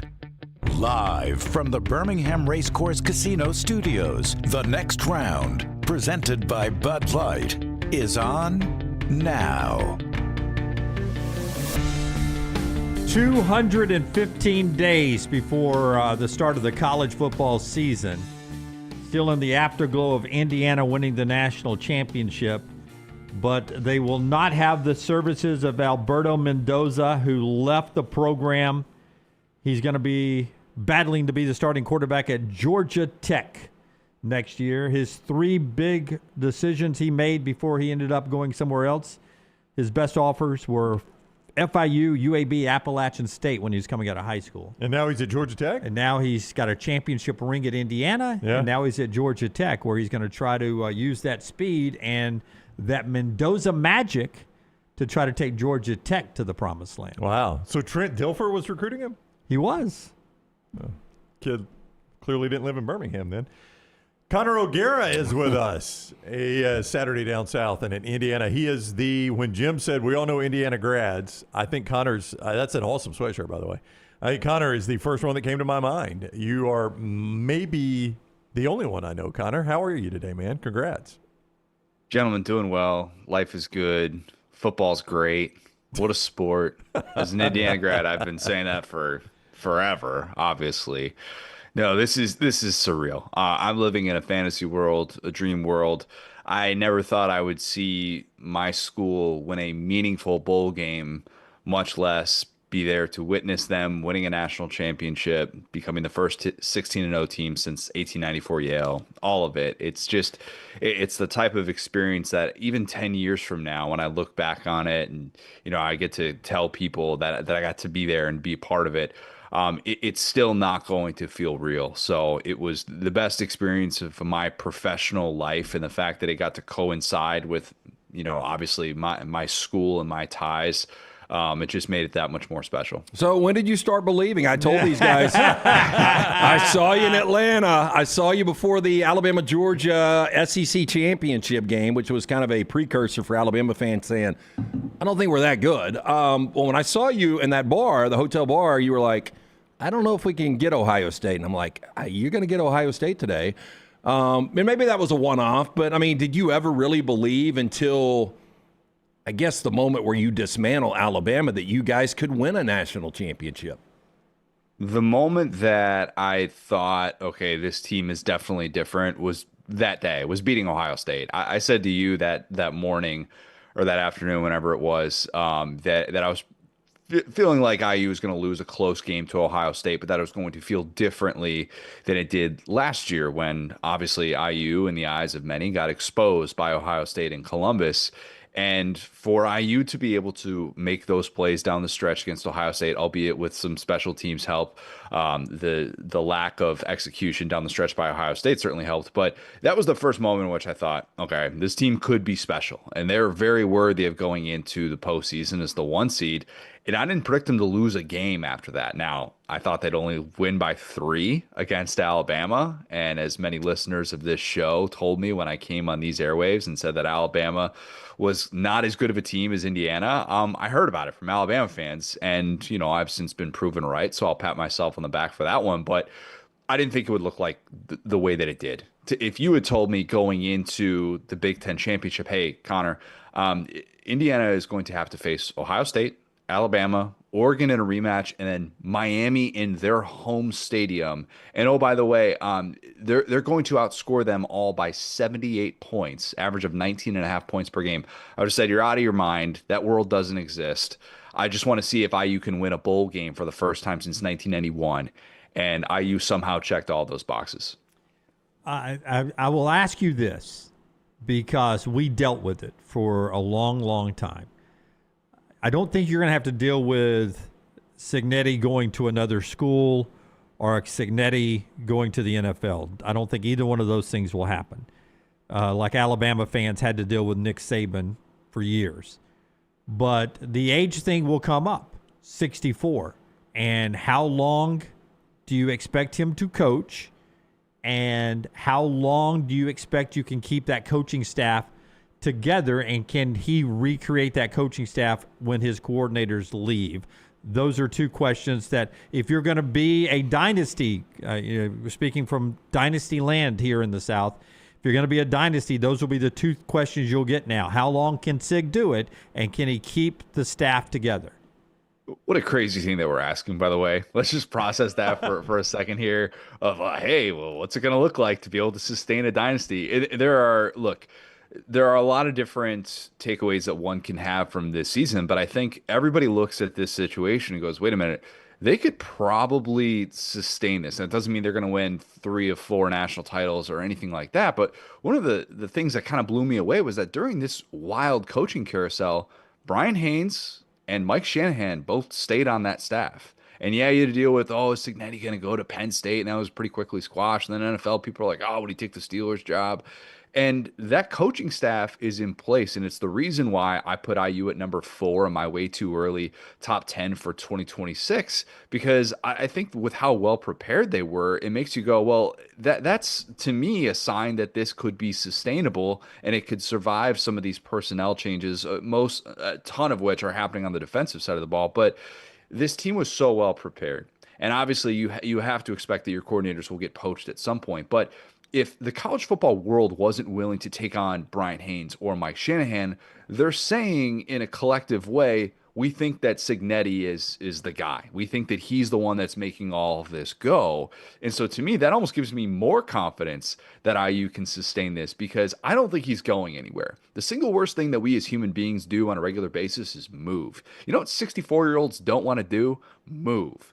The Bruce Pearl constant, oh, is he leaving? Is he? I'm like, guys, you don't realize that when Bruce Pearl went to the other side of 60, the thing that he didn't want to do was move. He was going to retire before he was going to move for another job. So, yeah, I do think that this is a situation that's sustainable, and maybe it's only 5 years, but that's 5 years that you never thought that you would have at IU, and he has totally turned around the way that people talk about this program. Connor O'Gara is with us at CJ O'Gara, Saturday Down South. He's on the Alexander Shannara Trial Attorneys Hotlines. If you're aware of what it took to do this. You follow Indiana. You've been to school there. You know what was behind the scenes. If I'm today a Kansas fan, a Vanderbilt fan, a fan of a school that has never had any football success, is it fair for me to say, well, I mean, my gosh, if Indiana can do it, we can do it? Why is that true or untrue? It's true to an extent. It's not fair to think that anyone can just go 16-0. And I realize where IU was starting, 3-9 program that he inherited. You saw the pictures of that first game. It was a true, if you build it, he will come type of situation. Okay, so I'm not going to dismiss that, because there are a lot of programs in college football that are in that spot. But think about all the areas that IU had to just get exactly right to get to that historic point. I mean, it wasn't just as simple as, oh, they got to get old players. I know a lot of people brought up the graphic that you guys had out there of 47 Indiana players in between the ages of 22 and 25, and they originally had 13 guys from JMU, and they still had 7 of those guys on this team, and they were an old team. I get it. If you want to just be old, I don't think that you can assume that you can just be good. It was having that buy-in from the jump. Like, even things that get overlooked, I talked about the assistants already. The things that get overlooked are like being able to see Mike Kadick, a guy who was the center on that first team, who was a multi-year starter, who they looked at and said, that guy needs to be making like $300,000. And we need to prevent him from leaving, because he's going to keep this core intact. And you see, Aiden Fisher gets up there at the post-game press conference and says he was the guy that like kept this together year one, and they had this year one foundation. IU hit on the portal in ways that I don't think people will be able to process until we look back years removed from this, because it wasn't just the JMU guys. I mean, the Mendoza thing, it just couldn't have worked out any better than it did. The development of Charlie Becker, like, they just checked every single possible box that one can check without getting 5-star talent in the door. So to me, it's unfair to say that, oh, any team could just copy that model, because it's so much easier said than done. And that team was disciplined in ways that we're just not used to seeing teams in this day and age be disciplined. And as amazing as the season was, and as dominant as Indiana was, Miami had ball in hand, down 6, final possession. I mean, where were you on the anxiety level when, if he makes a good read, who knows? They used the middle of the field. They had plenty of time. It was a bad read that ended up being a turnover, but they had every opportunity there at the end. I was not wearing this Brilliance home field sweatshirt in the press box. Shout out home field, by the way. I was not wearing that in the press box, but that entire fourth quarter, I could not feel my legs. They were numb.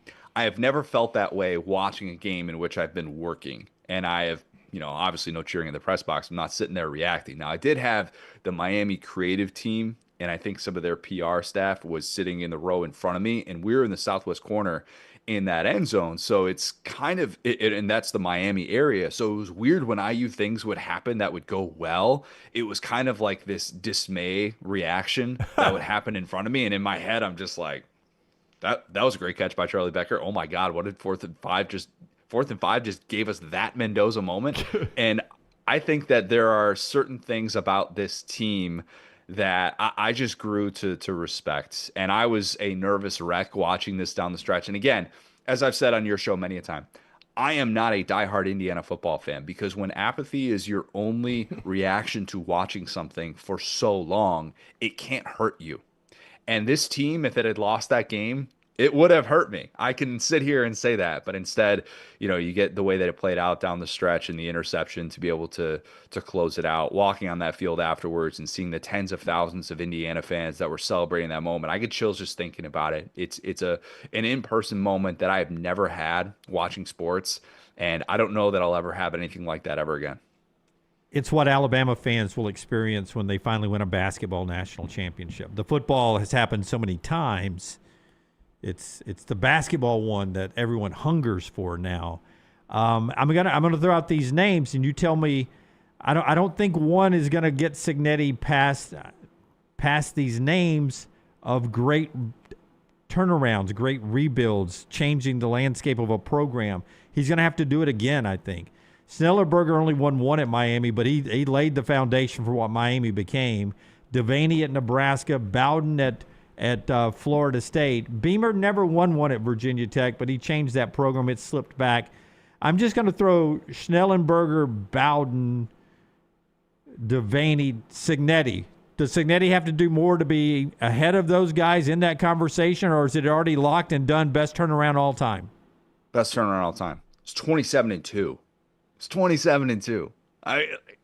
It is the best turnaround because the context of college football in this day and age is it's the haves versus the have-nots. This was the first-time national champion since 1996 Florida. Okay, we've had 3 decades of the college football world crowning someone that had already been there, and so from that standpoint, you have to understand that even if you're one of these teams that's like flirted with being good, it's still probably not going to happen for you. And the road that it takes to get there in the expanded playoff and all the context associated with that, the 16-0 factor changes things. And even if they never get another one, I still think the turnaround of what this team, assuming that they're at least not going to fall off the face of the earth, assuming that their ability to get to the college football playoff did not just disappear in 2025 at the end of this season, I still think it's the best turnaround I've ever seen. Because all those other turnarounds you could bring up, and I know Jeff Goodman was talking about this on the basketball side, like what's the basketball equivalent to this? And you could point to Baylor and the job that Scott Drew did over the course of multiple decades to be able to get them back to the place where they eventually won a national championship. I just think this is different because of the timeline and because of how historically awful IU was, and knowing how historically awful IU was. It changed the job that he had to do immediately. And the overhaul, to me, it is Hall of Fame stuff. He could never win another game, and I still think he'd be worthy of being in the College Football Hall of Fame. I mean, they are far more likely to win another football championship than a basketball championship, which is what guys, it's insane. Think about this. I started school, and I've said this before, and apologies if I've said it on your airwaves and I'm repeating this. I started going to school at Indiana in 2008. They have not been to an Elite Eight since that time. Okay, we're talking about more than 2 decades without getting to an Elite Eight. Now, they went to a Sweet 16 my last year there. They've been to a few of those. But getting to that place where they're even, doing what Alabama's been able to do multiple times in the Nate Oates era, they haven't even sniffed that in the last 2 decades. I know they say in 49 states it's just basketball. That's the mantra of the state. It's a football school now. It's a football school. And I know that basketball is still probably going to hurt more on a day-to-day type basis than football will. But, man, this has changed everything, and it's amazing that it's happened the way that it did. Sig on the post-game podium said, look, our NIL, like the perception out there is not reality. But now that you see Mark Cuban seems to be involved wearing the gear, like how different will it be moving forward, and how big of a factor will Cuban be? Way different. Yeah, that's kind of the wild thing about all this is that Cuban hasn't donated money to athletics in terms of NIL funding and all that until this year. And so you have this unbelievable resource that's available, not just with him, but the fan support during the postseason. I know everybody's been like, hell, it's bandwagon fan base, blah, blah, blah.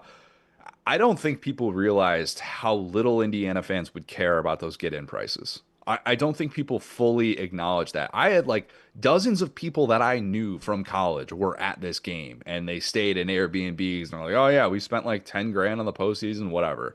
They make enough money to be able to do that. When you have a large enough alumni base, it's something that all of a sudden becomes more attractive, and you see the results play out. And so much of wanting to donate is seeing that your dollars are going somewhere. It's why the Texas Tech thing and what they were able to do with the fight in Cody Campbell's, there's some proof of concept now. And there are a lot of those boosters that are like, hey, that just gave us a really dominant season, which we just won the Big 12 and got a first round bye in the playoff. You have to see this play out.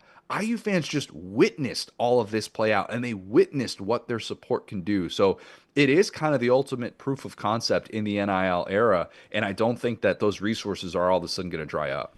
All right, he is Connor O'Gara. Go read his work all the time. We just talk a lot of Indiana there, but he covers all the college football. You guys know that from him being on the show over the years. At CJ O'Gara is where you follow him on social media. Saturday Down South is where you consume his work. Really good with the SEC stuff. Fantastic. This is the only Big Ten stuff he does is talk about Indiana. Again, congrats, man. We are very happy for you. You're a friend, and I'm glad you got to live that at least once in your lifetime. Maybe it'll happen again. Gentlemen, appreciate it. And next time I'll just take LT's advice when he tells me that an Indiana quarterback is going to win the Heisman. Yeah. He knows these things. Truthfully, I'm less happy for you after talking with you. That smug look on your face. Wow. And Wow. Talking about being a football school. And Hold on. blah, blah, blah, blah, blah. I do not say this to gloat. None of this is about gloating. If that is the way that I have come off, I am just simply on a high right now that I have not experienced in this lifetime with my university, the place that I gave tens of thousands of my own hard-earned dollars to be able to go to. So I am not gloating. This is all surreal. None of us thought that this would happen. So I'm speaking strictly from a place of pride, and arrogance should be the last thing on my mind. Trust me, arrogance has not been earned from my standpoint. Hey, but I'll tell you, your fan base, like Brownie and I got to spend a lot of time with them in the Rose Bowl. Brown was there for the Peach Bowl. And your fan base is ultra confident for a fan base that's never been there before. Confident group of people, I would say.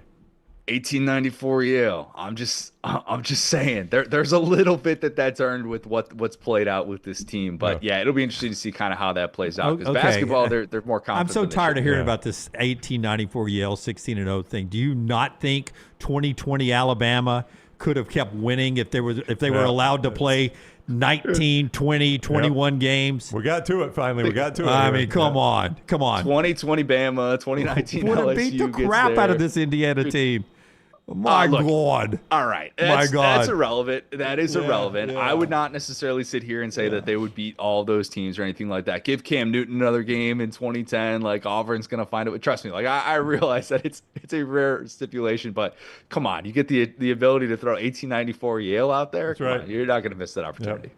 I mean, when you walk into the country club, mingle with the guests. Don't come in and step on their shoulders. I would never. It's just not supposed to work out like this, and we're all just figuring out how to handle this.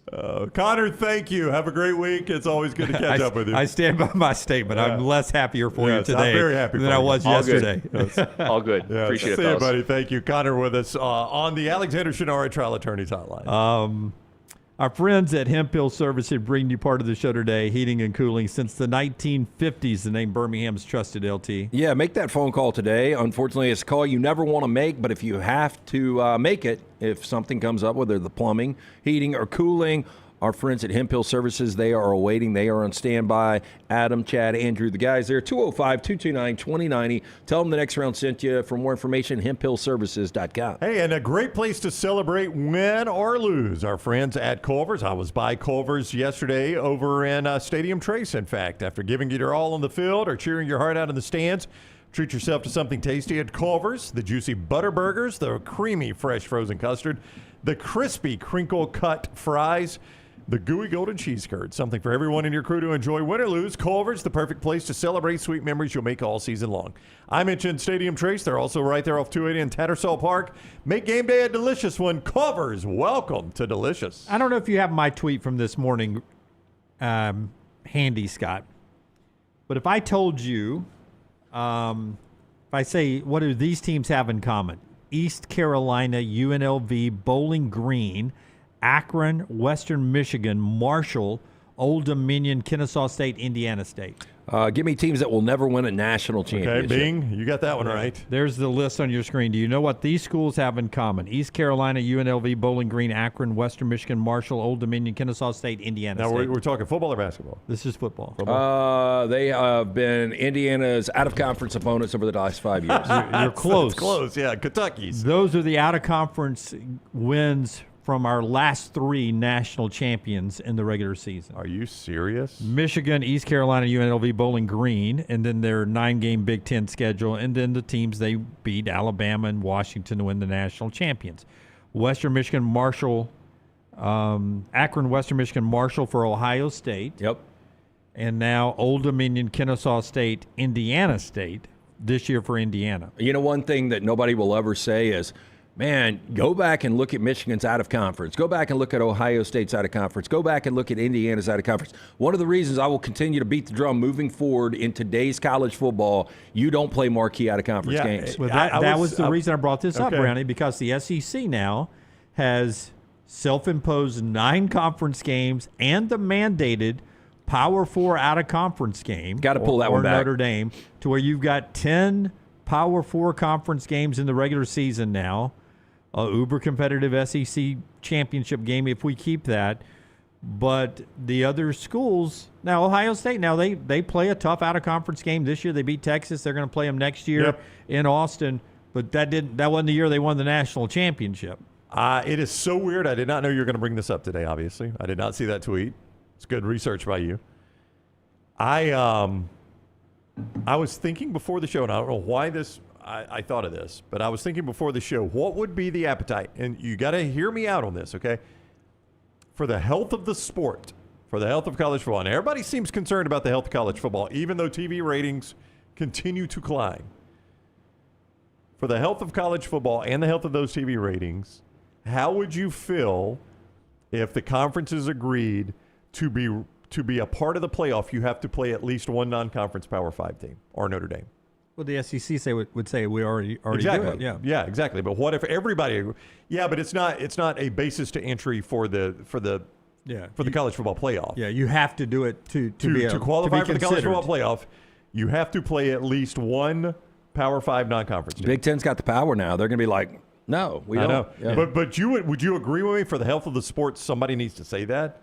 Because what are the first 3 weeks of TV going to look like if everybody goes to this? Oh, I know. But it's still not going to be equitable because somebody's going to be playing Mississippi State and somebody's going to be playing Oregon. But it's better than what the list. No, you're right. I mean, you're right. It is better for, for where the sport is right now. Obviously, these television contracts are so massive. I mean, the last thing we want to see is those out-of-conference games in September. And the way the Big Ten does it, they usually don't play a conference game until week 4. That's right.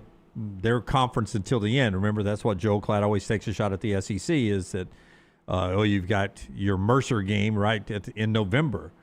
Well, that's because we're not playing our Old Dominion or our Western Michigan game in week 2 sometimes or in week 1 sometimes. We're actually giving college football fans in America something to watch on Labor Day weekend. Thank you, SEC. No, Thank you for your service. I think what would make more sense is if you start conference play week 1, like we saw with Iowa State and Kansas State. I think the SEC schedule released.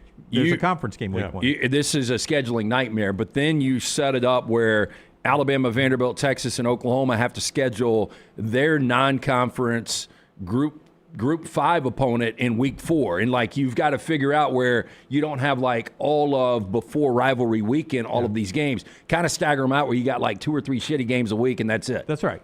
If we want the virtual bye weeks. If we want the sport to remain healthy, we'll do something like that. And when I say we, I'm talking about anybody involved in college football. What you just showed me is maybe a great blueprint to win a national championship. For 3 years it has been. But it is not good for the health of the sport. It does not help the sport if Indiana, who is now one of the best teams, I've got it right here.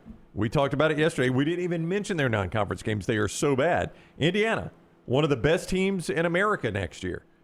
If you want to watch them play in the first 3 weeks, you're going to have to watch them play North Texas, Howard, or Western Kentucky. How is that good for the sport of college football? It's great for Indiana because those are 3 wins, and now they go into conference play undefeated again. But that doesn't. It also allows you to gradually get your team better coming out of camp. It's almost like 3 exhibition games.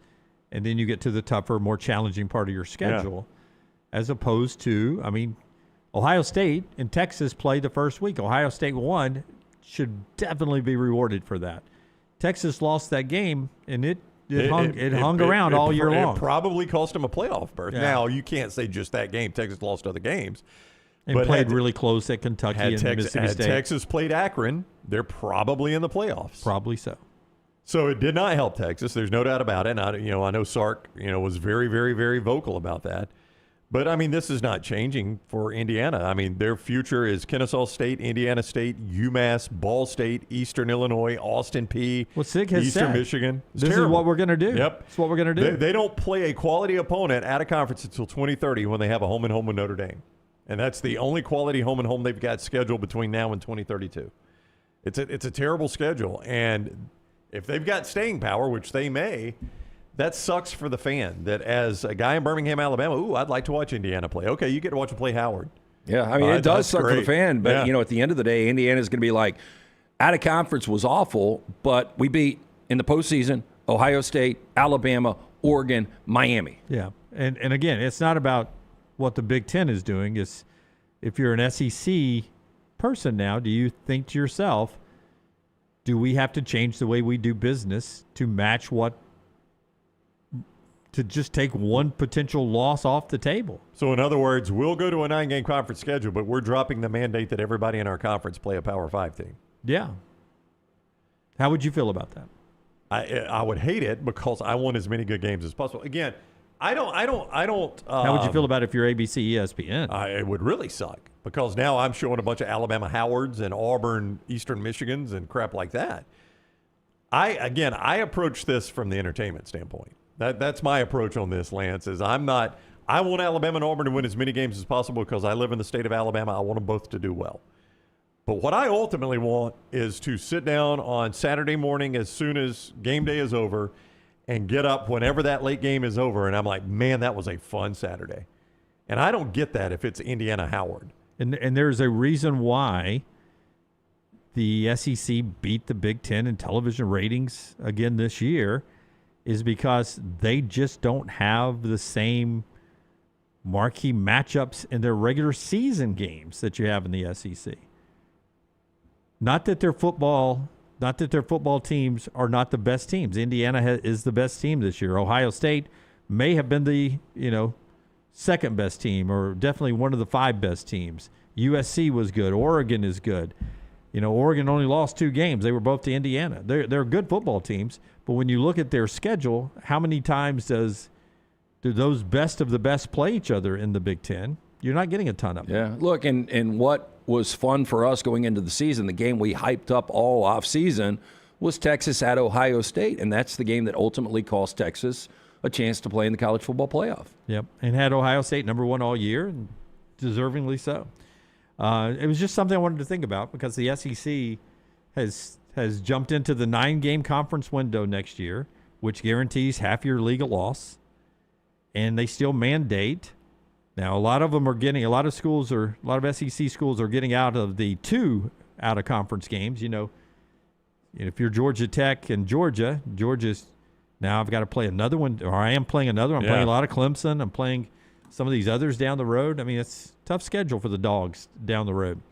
All right, a lot more to get to on the show that's being brought to you today by our friends at Crane U, LT. Tell us about Crane U. Yeah, our friends at Crane U. I actually was having dinner with Jace last night. We were talking about his career options, and I was like, you know what? You ought to take a look at our friends at Crane U. If you are looking for potentially a new career, need further training to advance your current one, our friends at Crane U offer the comprehensive state-of-the-art, fully stocked training facilities for the mobile cranes, overhead lifts, or forklift training. If you want to use your own equipment, the team at Crane U will come to you. On-site, on-location training offered nationwide. Make that job easier, your job site safer. Crane U also offers certification, safety inspections, to ensure the safest environment possible. Classes are available monthly, so when you call our friends at Crane U, 855-CRANE-U, whether it's Nicole, Francis, any of the fine folks there, tell them about the next round that we sent you, 10% off all the great services. For more information, you can always go online, go to craneu.com. And with Way to Wellness, I talk about these protein bars that keep me from bad snacking. I'm about to have my breakfast right now. This is a caramel cocoa bar right here. That's what it looks like. It is absolutely delicious. It's like a brownie covered in chocolate with caramel drizzled on it, a little nougat on the inside. That's one of the protein bars. I have 2 or 3 of these throughout the day to keep me full and from bad snacking. I have my own lunch and dinner. It's part of the plan at Way to Wellness, your journey to healthy living. Planforme.com, planforme.com. Leslie and her board-certified team takes care of you. Free consultation, no contracts, no sign-up fee. Every plan is different. She has injection therapy that can help jumpstart your weight loss, meal replacement, these protein bars, and a variety of other ways to help you lose weight and keep it off. It's all right there with Leslie and her board-certified team. The website, planforme.com. It's Way to Wellness, your journey to healthy living. Follow Brownie on Twitter and Instagram at Ryan Brown Live. Hop in. Injured in an Uber or Lyft? Here's the problem. Was it the driver's fault? The other car? The app company? Good luck figuring that out while you're trying to heal. Alexander Shinar Trial Attorneys, they've got a guy for rideshare accidents. And here's the best part. They don't get paid unless you do. You heal. They fight. One call, 659-777-7777. Or visit alexwins.law. Alexander Shinar Trial Attorneys. Because rideshare accidents need an experienced team. Physical office is Birmingham. To everyone who craves a fresh meal made just for you, let our team member Jacob share what's special about Culver's. In Wisconsin, our food comes from the heart, and taking the time to handcraft your meal with care is how we've always done it at Culver's. It's why your Butterburger doesn't touch the grill until after you order. Come to Culver's and let us serve you a Butterburger made special just for you. From Wisconsin with love, welcome to Delicious.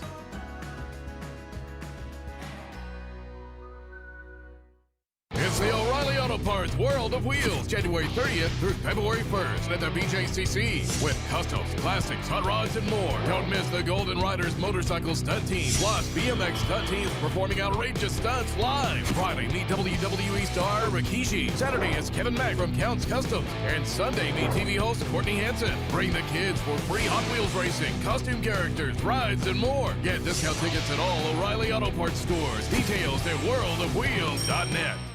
At Central State Bank, we are large enough to serve you and small enough to know you. Manage your money with ease, whether it's mobile banking, hassle-free checking, competitive loans, business solutions, or personalized financial advice. We're your hometown bank with big-time service. Visit us today and experience banking made simple, because at Central State Bank, you come first. Member FDIC. Hey, for all of your IT and printing needs, reach out to our friends at Xerox Business Solutions. Look, I'm still one of those old school guys. I print my notes every single day for the show. If you watch the show here on the next round, you see all the notes in front of me. From day one, Xerox Business Solutions, they've been with us here at the next round.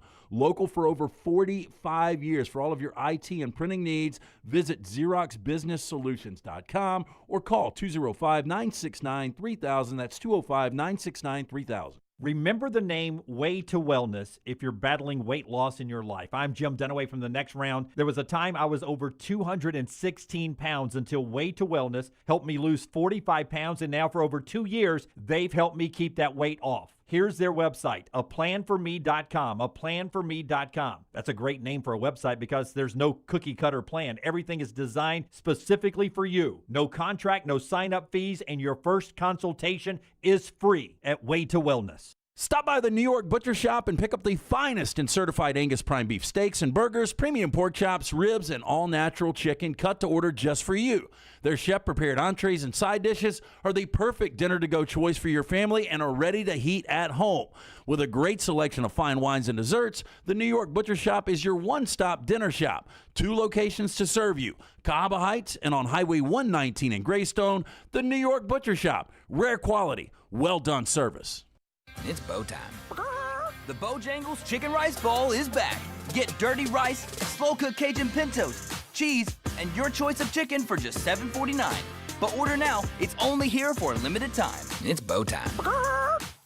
It's bow time. The Bojangles Chicken Rice Bowl is back. Get dirty rice, slow-cooked Cajun pintos, cheese, and your choice of chicken for just $7.49. But order now. It's only here for a limited time. It's bow time.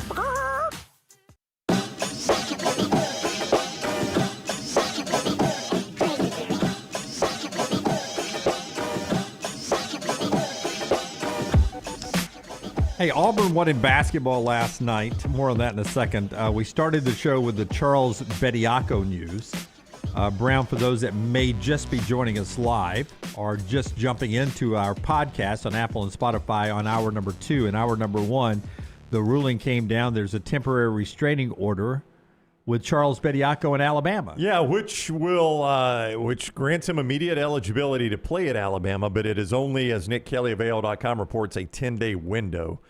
I will say, in the middle of this, as a matter of a tease, Lance and Aaron Suttles, as soon as we're done here on the live show, will be recording a new Bama and Bourbon, and Aaron will address everything he knows about this from the Alabama side on that Bama and Bourbon. So that'll drop later on today on demand. So Bama and Bourbon coming up.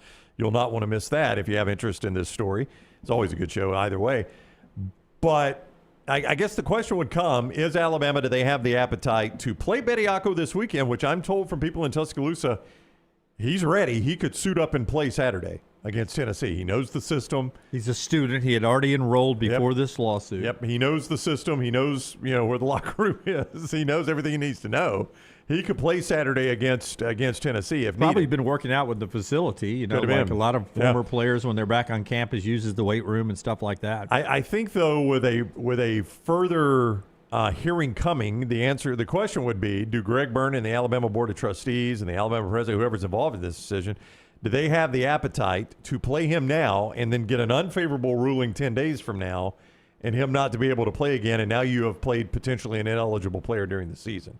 I think that's the risk you run here, Lance, is if you play him Saturday. Yeah, but again, watching this Alabama team, look, and anything can happen, and especially in college basketball once you get into the NCAA tournament. But does this look like a team that has any chance of making a ton of noise in March? Not without an additional. they've got great guards. Yeah. Their big men would have to change the way they're playing. They've had some good games. I don't know if they could win 4 to get to the Final Four. Yeah, some of it would be draw related, right? If you get a draw where there's not a lot of good big men in your region, maybe you got a better shot. If you get more of a guard-oriented region, so some of that's going to be draw related. Yeah.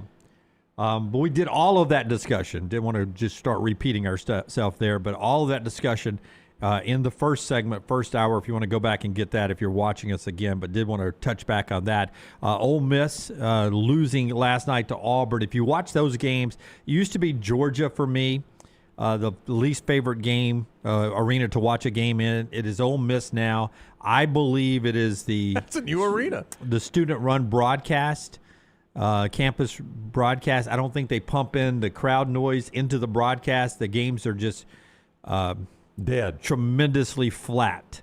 Though Stephen Pearl complimented the atmosphere in the postgame last night. It was not flat for Keyshawn Murphy, though. The one-time Mississippi State player was excited to beat Ole Miss last night. I mean, it felt good. I told these boys, I wanted this one bad. Regardless of what team I'm on, what color I'm wearing, this was a little bit different for me. So for me to come out and have a good game like I always do against, you know what I'm saying, it was good for me, and it was good to represent with these boys. Me just being in Mississippi for 4 years, it was just a little bit different this time. I just enjoy coming in and beat my old rivals and having fun with the game, that's all. 16-14 for Keyshawn Murphy last night as Auburn goes to Florida this weekend.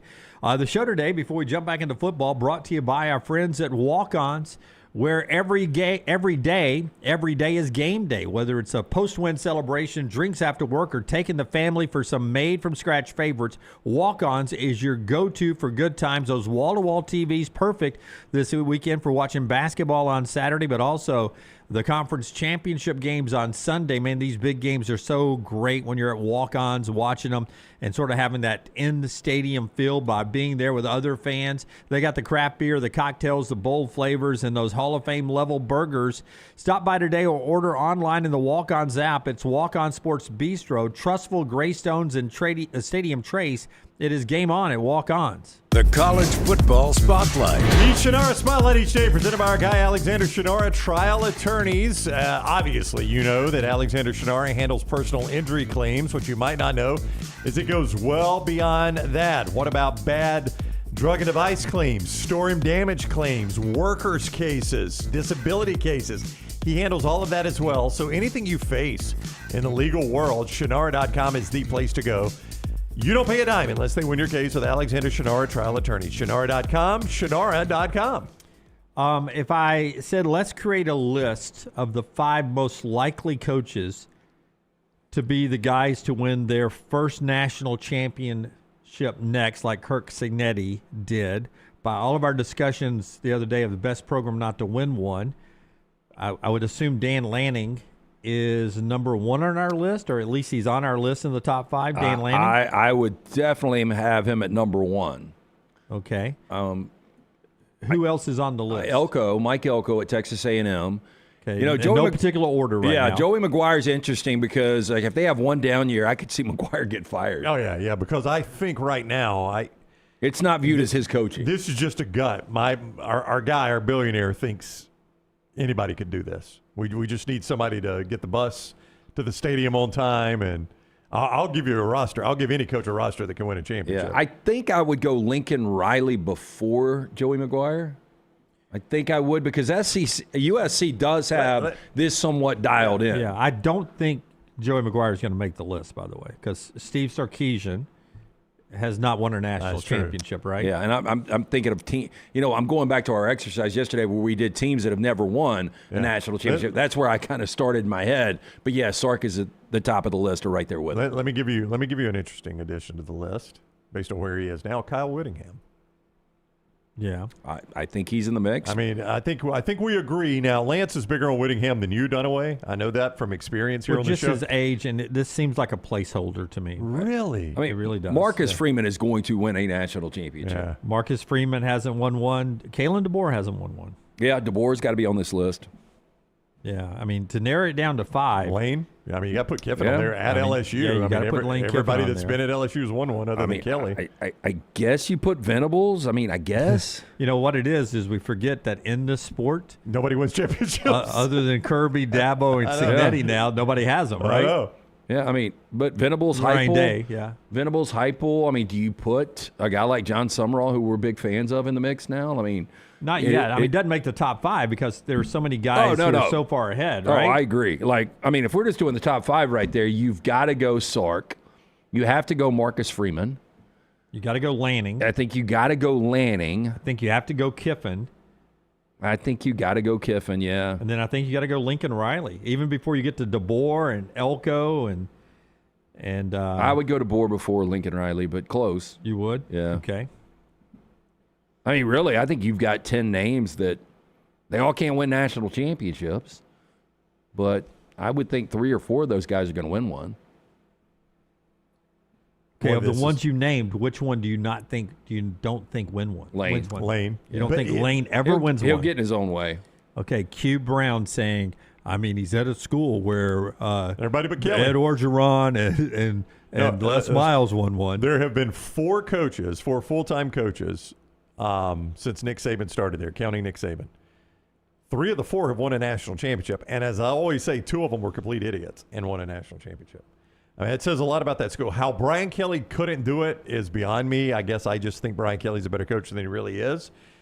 I mean, it will be a failure if Kiffin doesn't do it. The list you started doing, LT, Oregon and Texas A&M have never done it. Yeah. So it becomes, Texas A&M, I think, claims something. Oh, and that's the thing. It's kind of hard to envision A&M or Oregon.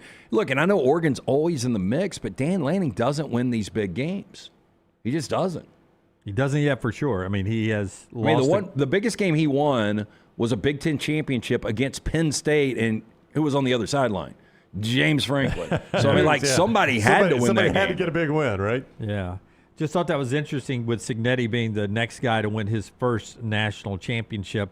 And again, there's a big list of coaches that never win one. And then, boy, that gets whittled down a lot to guys who win 2.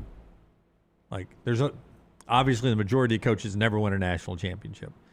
But there's a big pool of coaches that have won a national championship. That pool gets extremely small when you go to 2 national championships. Yeah. And then more than 2 is the cream of the crop. You know, when Saban and Kirby, and to an extent Dabo Swinney, were winning all the national championships, I think a guy like Sark would have been given a little more patience, because I think Texas fans could look and say, look, the best coach that's ever done it is in our conference, and his spawn, Kirby Smart, is in our conference.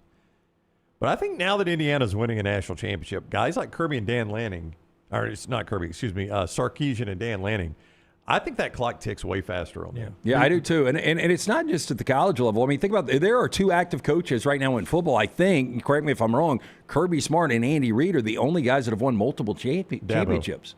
Oh, and Dabo. Yeah. So those 3. But I mean, I think you're right. I think it's those 3. I mean, getting 1 is still a big deal, but getting 2 is next level. Yeah. I can't think of another one other than those 3. Before we get to the viewing menu. It's weird that Dabo's in that category. Before we get to the viewing menu, one more football thing to talk about coming off of the national championship, brought to you by our friends at Bojangles. Brownie, tell us about Bojangles. You can make it bow time at Bojangles. That chicken rice bowl is back. Boy, it sounds good right now, too. Sounds good every time I read it, but certainly right now I'm starving. The hearty scoop of dirty rice that they start with. They add a spoonful of slow-cooked Cajun pintos, plus a layer of melty cheese, and finally your choice of chicken. It is hot. It is hearty. It is all yours for $7.49. I don't know if your parents used to say that'll stick to your bones when you're talking about a meal. Oh, yeah. Oatmeal? Yeah, it feels like a meal that'll stick to your bones. Good cold day. That chicken rice bowl from Bojangles is back. Don't wait too long. The bowl's back for a limited time. So if you're hungry, stick to your ribs. That's what it is. Stick to your ribs. You know where to go. It is Bojangles. The drive-thru's always open where it's bow time. Okay, give me cut 5, Tyler. This is we're going to have a not tender moment from Bojangles and then a tender moment from Bojangles. Cut 5 is Tom Izzo. Kurtang plays for his team. He had a chance to gets caught on camera. Do we actually see the caught on camera part for us or no? He gets caught on camera during a timeout. Telling Kurtang, you couldn't guard my mom. So he gets asked about that in postgame. My mother's 99 and a half. Did she have some game? That's what I was wondering. No, that's the sad part. She doesn't have game, and he still couldn't guard her. Well, the one thing I wondered is when you say something like that, crack a joke. Oh, I was serious as a jaybird. Are you hoping that it makes them kind of laugh and relax and play as they're capable, or if they laugh, do they get more trouble? No, I'm the opposite. I'm hoping he's, the word starts with a P, off. I'm hoping that it ticks him off, and maybe he'll play better angry, because some of it was unstomachable, and I haven't said that much this whole year. So I'm going to write it off to good offense by them. I'm going to write it off to maybe the trip a little bit because it was different, and I'm going to write it off to a couple guys got to grit their teeth and guard somebody, because that's what we do here. So, yeah, so he has, we're all flying back to East Lansing. He's flying to Appleton. Check USA Today tomorrow. Him and my mom will be going at it in a nursing home in a gym, and we'll see how he does. Hey, he's got a really good team again this year. He's 101. That guy right there is 101, though. I like it dialed in. Yeah. Boy, I tell you, though, if you ever want to be a travel person, like I got friends who work in college athletics and help with team travel, I would not want to be working at a Big Ten school. Ask Mick Cronin about it, right? They bitch about, give me cut 4.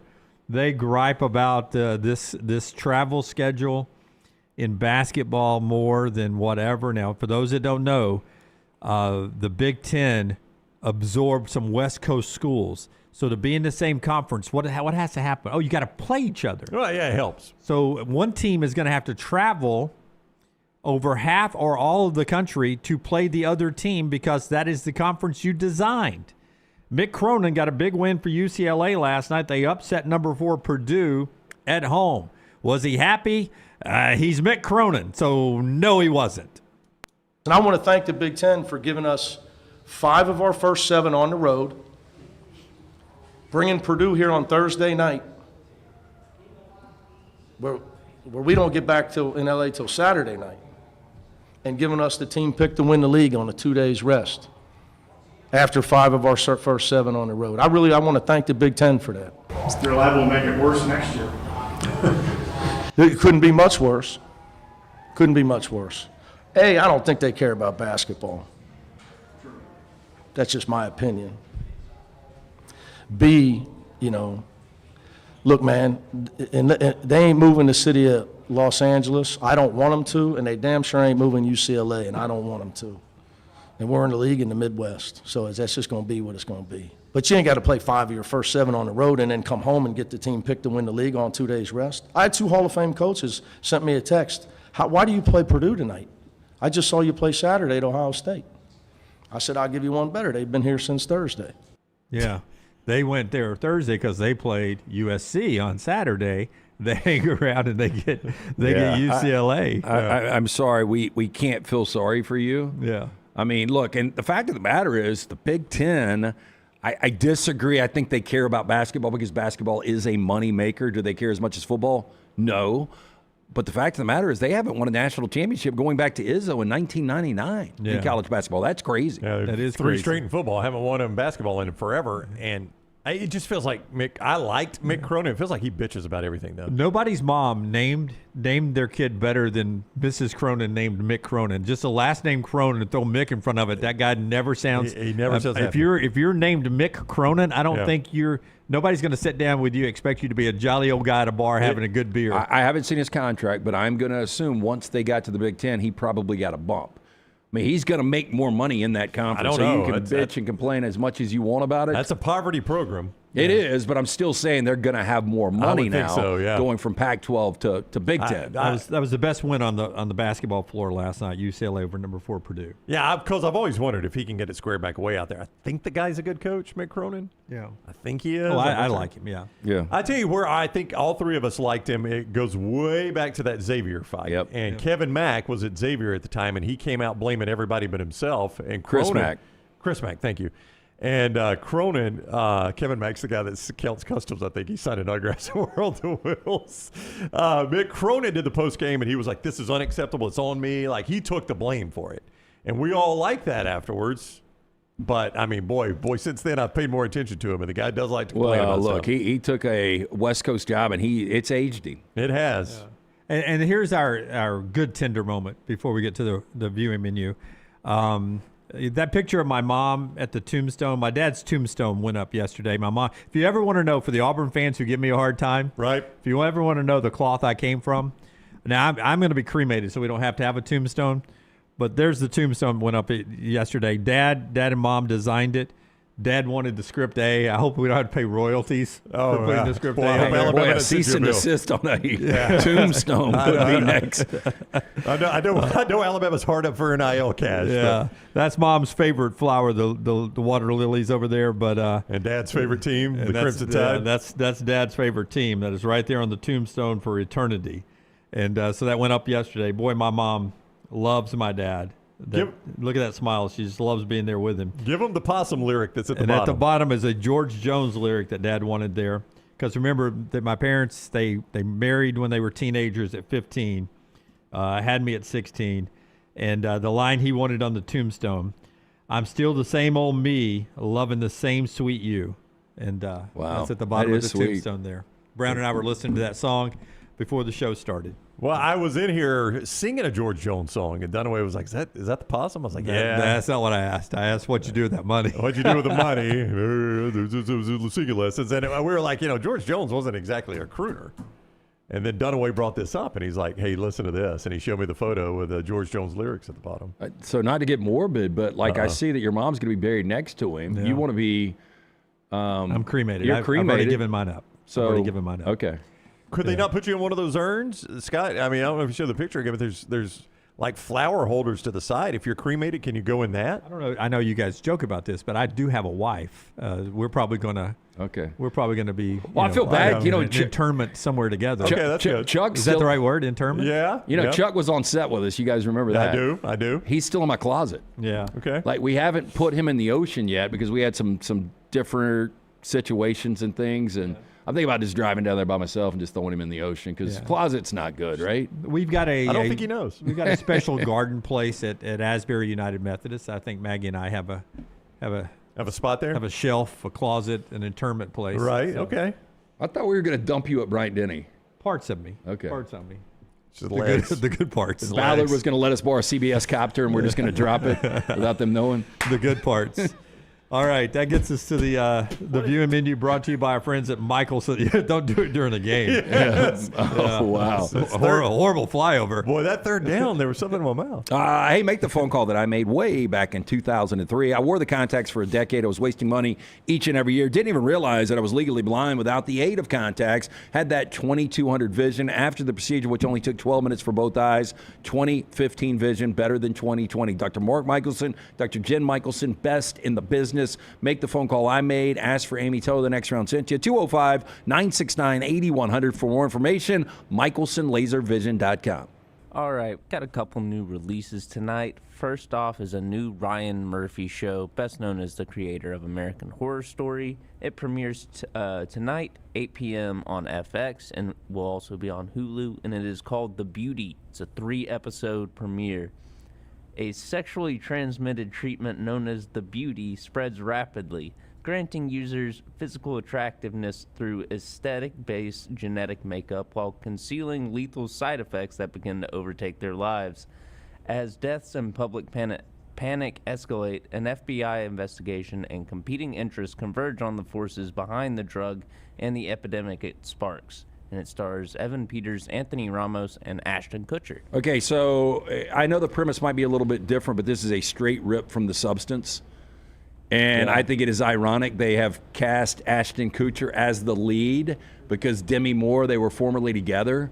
So I think Ryan Murphy purposely did this, and I think it's a straight rip.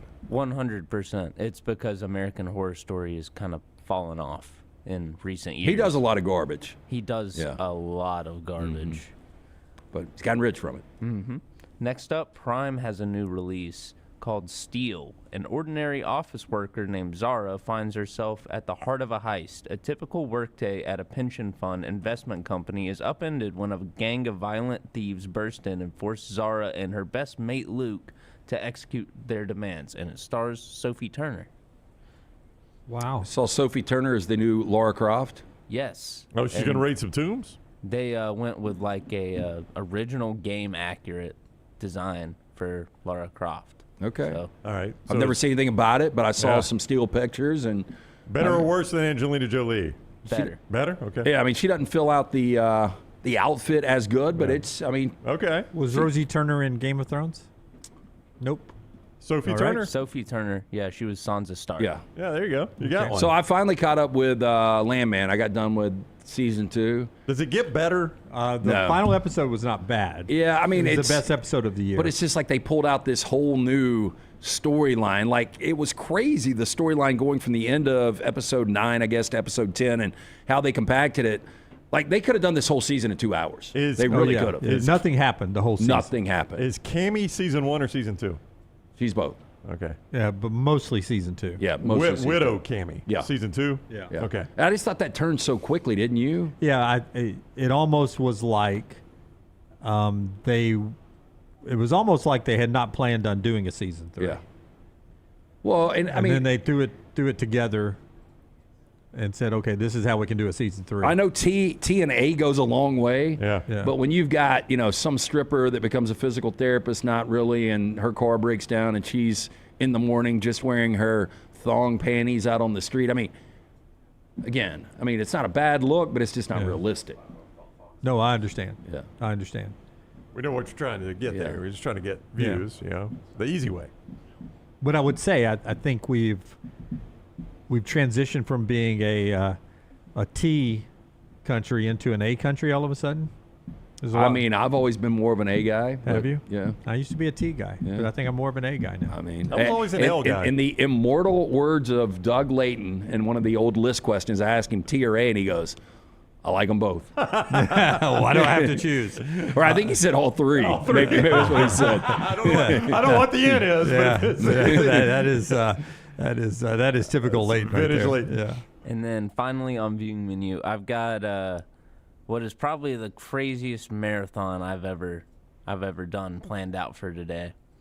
So first I'm going to see Dead Man's Wire, which is the guy going into the mortgage company and taking the head of it hostage. Oh, wow. After that, it's going to give me about 45 minutes to get across town to the other theater to catch the 4-hour cut of Lord of the Rings, The Two Towers.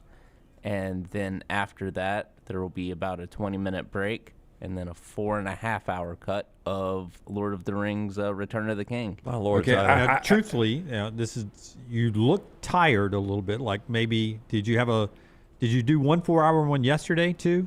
Is that right? No, I didn't. Did I not. just didn't get much sleep. Yeah, that was last Monday, night. by the way. No, Don't lose okay. count. So Monday was the first 4-hour of the trilogy? Yeah. I don't want to run you off because we love you here, but you've got such a passion for this. You've got to start doing more reviews on our platforms, and then maybe that ultimately leads you to becoming a critic or something, because I think that would be more in your wheelhouse. You've always heard the old adage, if you had to work for free, or what is it?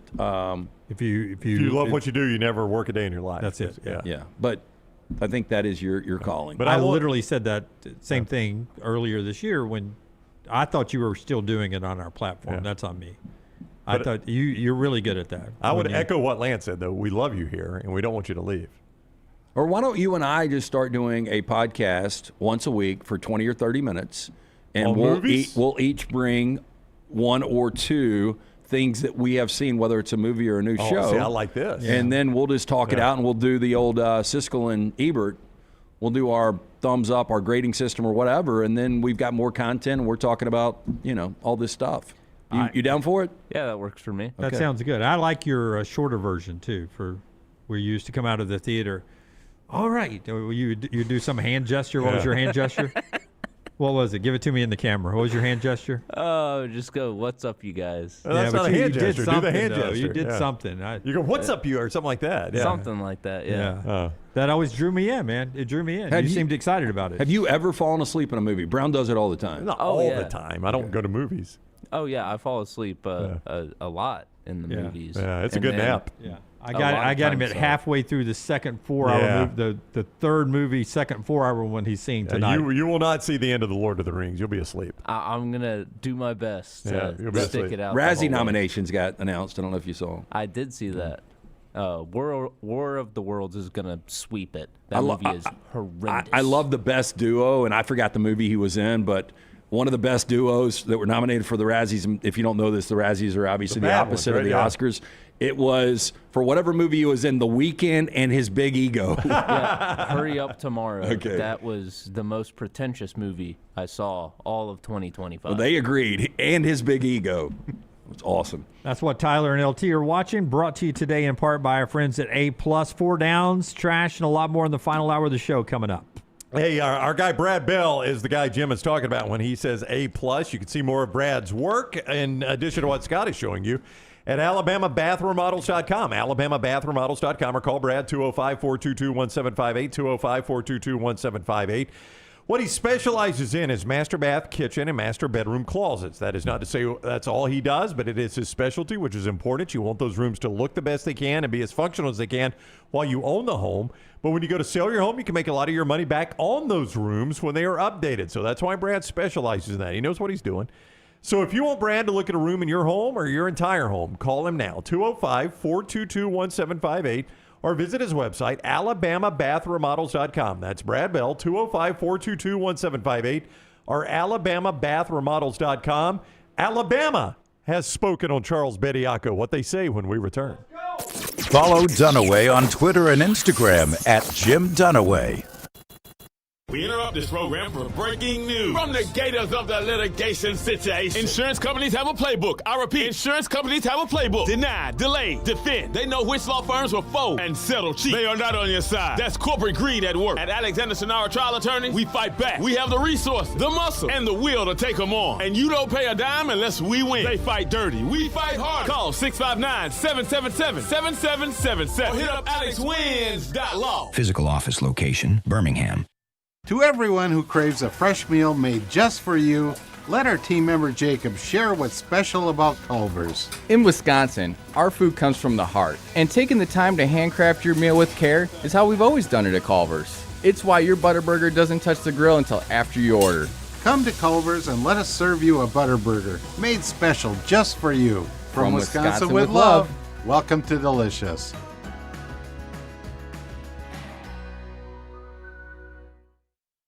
From driveways to interstates, accidents happen fast. The insurance company's response? Here's our offer. Take it or leave it. Leave it. Call Alexander Shinar Trial Attorneys. Over 250,000 clients. And no, they don't accept lowball offers. They fight, they win. Over $2 billion recovered. Call now for a free consultation. 659-777-7777 or alexwins.law. Physical office location, Birmingham. Storm season is here. Make sure you have a plan of action in place right now. Greg from Pell City and Storm Restoration Roofing should be your first call when storms hit. Insurance companies love working with Storm Restoration Roofing because of Greg Nelson's name and reputation in the industry. When storms hit, call Greg Nelson. He's local, 205-542-3531. He's the home of the free no-cost roof inspection. Greg from Pell City on Facebook, 205-542-3531. It's Storm Restoration Roofing. Sterling and the fine folks at Champy's Chicken on Highway 119 in Alabaster want to welcome you in for a great lunch or dinner starting at 11 a.m. every day. Chicken that's brined overnight and cooked to order, and the taste of the Delta with those Delta recipe tamales. Champy's is perfect for all your tailgating needs this football season. You can also choose Champy's for your next party, wedding, or birthday. Great food, great people. Champy's Chicken on Highway 119 in Alabaster, and everything online at champyschicken.com. At Central State Bank, we are large enough to serve you and small enough to know you. Manage your money with ease, whether it's mobile banking, hassle-free checking, competitive loans, business solutions, or personalized financial advice. We're your hometown bank with big-time service. Visit us today and experience banking made simple, because at Central State Bank, you come first. Member FDIC. Hey, let me tell you about our friends at Urology Centers of Alabama. Compassionate and comprehensive urological care with 35 physicians, 17 locations across Alabama. Their patient-centered approach to all of your urological needs. Remember, they've got that new men's health center. It is beautiful, helping men with a wide range of sensitive male issues in a comfortable environment. You can always go online, visit urologycentersalabama.com, schedule an appointment with one of their many urologists today. It's bow time. The Bojangles Chicken Rice Bowl is back. Get dirty rice, slow-cooked Cajun pintos, cheese, and your choice of chicken for just $7.49. But order now. It's only here for a limited time. It's bow time. It's bow time. The Bojangles Chicken Rice Bowl is back. Get dirty rice, slow-cooked Cajun pintos, cheese, and your choice of chicken for just $7.49. But order now. It's only here for a limited time. It's bow time. Jim Dunaway, Lance Taylor, Ryan Brown. Live from the Birmingham Racecourse Casino Studios, the next round, presented by Bud Light, is on now. Hey, our friends at Champy's Chicken always bring you the 11 o'clock hour. Champy's world-famous fried chicken, Highway 119 in Alabaster. Those Mississippi Delta recipe tamales, they catch your attention initially there. Middle screen, great appetizer, can be a meal, can be a great surprise tailgate or party item. Some people are like, ooh, I don't like tamales. Oh, have you ever tried Mississippi Delta recipe tamales? Probably not. Not bland at all. They got a little kick to them. They are juicy, and they are fantastic at Champy's. It starts with that fried chicken, though, the hand-cut chicken fingers, the bone-in chicken. I like 2 big breasts, the in-house made sides. Save a little room for the in-house made desserts. Caramel cake is through the roof. Sterling and the crew, champyschicken.com, champyschicken.com. Hey, I was trying to guess the Sports Illustrated cover. Seemed like it was the easiest one I've ever done. Sports Illustrated dropped their cover shortly after the game. I'm sure it's online now, but I mean, it was the easiest call in the world, wasn't it? Yeah, I mean, literally, when we were talking about this yesterday, I was like, I don't even know if Sports Illustrated still prints still has a printed copy of their magazine. But if they do, this was the one. That's a great photo, man. It used to be Sports Illustrated was weekly in the heyday, right? Oh, yeah. Yeah. And anytime there was a big event, you would be like, I can't wait to see the Sports Illustrated cover. Yeah. You know, I wonder if old Sports Illustrateds are worth anything. You know, there's so many collectibles out there, and I talked about that Saving Superman documentary that I saw about the comic books and how, you know, these rare comics that are in great condition and they're graded out. Like, if you had some of these old SI covers that are in mint condition, are they worth anything? I've got one that I thought, and the only reason I would have saved it is I thought it was going to be worth something. But it was the Sports Illustrated when Pete Rose was banned from baseball. And if you remember, it's just got Pete Rose's face on it and it just says banned is all it says. And I remember, I guess as a kid, that would have been, when was that? Mid-'80s? Late 80s? Whenever Late it was. 80s. Late 80s. Late 80s. So I was probably, 12, 13 years old. And I remember thinking this would be worth something one day. So I saved it. It's in mint condition. I don't think it's worth crap. I think I've looked at it. You remember and there's so many of them. all the Alabama fans getting the Time magazine with Bear Bryant on there? It's a great cover. Yeah. Bear Bryant drawing up the play from the reverse angle. Yeah, on a clear Clear dry board. erase board. Yeah. All right, the latest on Charles Bediako, brought to you by our friends at Odie's. Tell us about Odie's, this breaking news story. We will be out there in just a few hours. We do it every Wednesday. The original location in Crestline. It's Odie's Team Trivia. Join us. Come out there, get there early, enjoy the great food from Rodney Davis, the award-winning wings, delicious burgers, great sandwiches, ice-cold beer buckets full of the Bud Light. But come see us tonight, the original location in Crestline. They also have a newest location right there in Edgewood. Great place to watch all the games and enjoy great food. Birmingham Institution, it's Odie's Tavern. All right, just a real quick summary. We discussed this heavily in the first hour, so anywhere you get our show on demand, the first hour is where we dive deeper into this. But I'll just update everyone on the Charles Bediako so this makes sense. Former Alabama player Charles Bediako was granted an injunction, temporary restraining order against the NCAA today by a Tuscaloosa judge, which makes him immediately eligible. It is spelled out, as is something else we'll get to in one moment, spelled out in the judge's ruling that he is immediately eligible to participate for Alabama basketball. What is Alabama's stance on this? I am going to read the statement. You guys tell me what Alabama is saying in this statement. It is a short one, but from our friend Stephen Gonzalez at the University of Alabama, who released this on behalf of Alabama. The University of Alabama supports Charles in his ongoing efforts to be reinstated for competition while he works to complete his degree. That means what to you? They support Charles. And he's getting a degree? And he's getting a degree. I think this is fluid. I think they're behind him.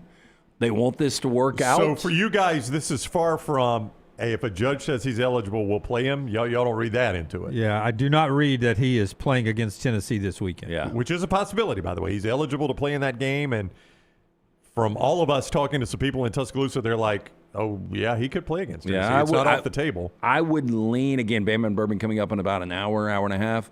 I would lean that he doesn't play. Like, I think Nate probably really wants him to play.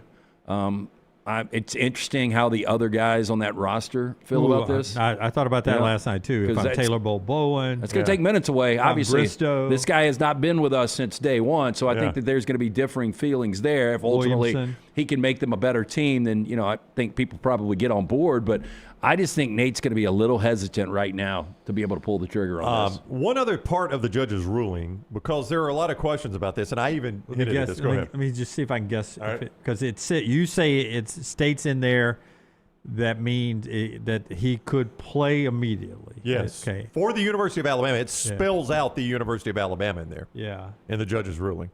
The only way I'd feel comfortable playing him right now is if somehow that covers me and says the NCAA could not come back and make Alabama forfeit that game. That would be 0.3 from the judge today at Tuscaloosa. As Blake Byler points out, Blake does a really good job, by the way. Blake Byler 45 on Twitter. He works for Bama Online, which is the On3.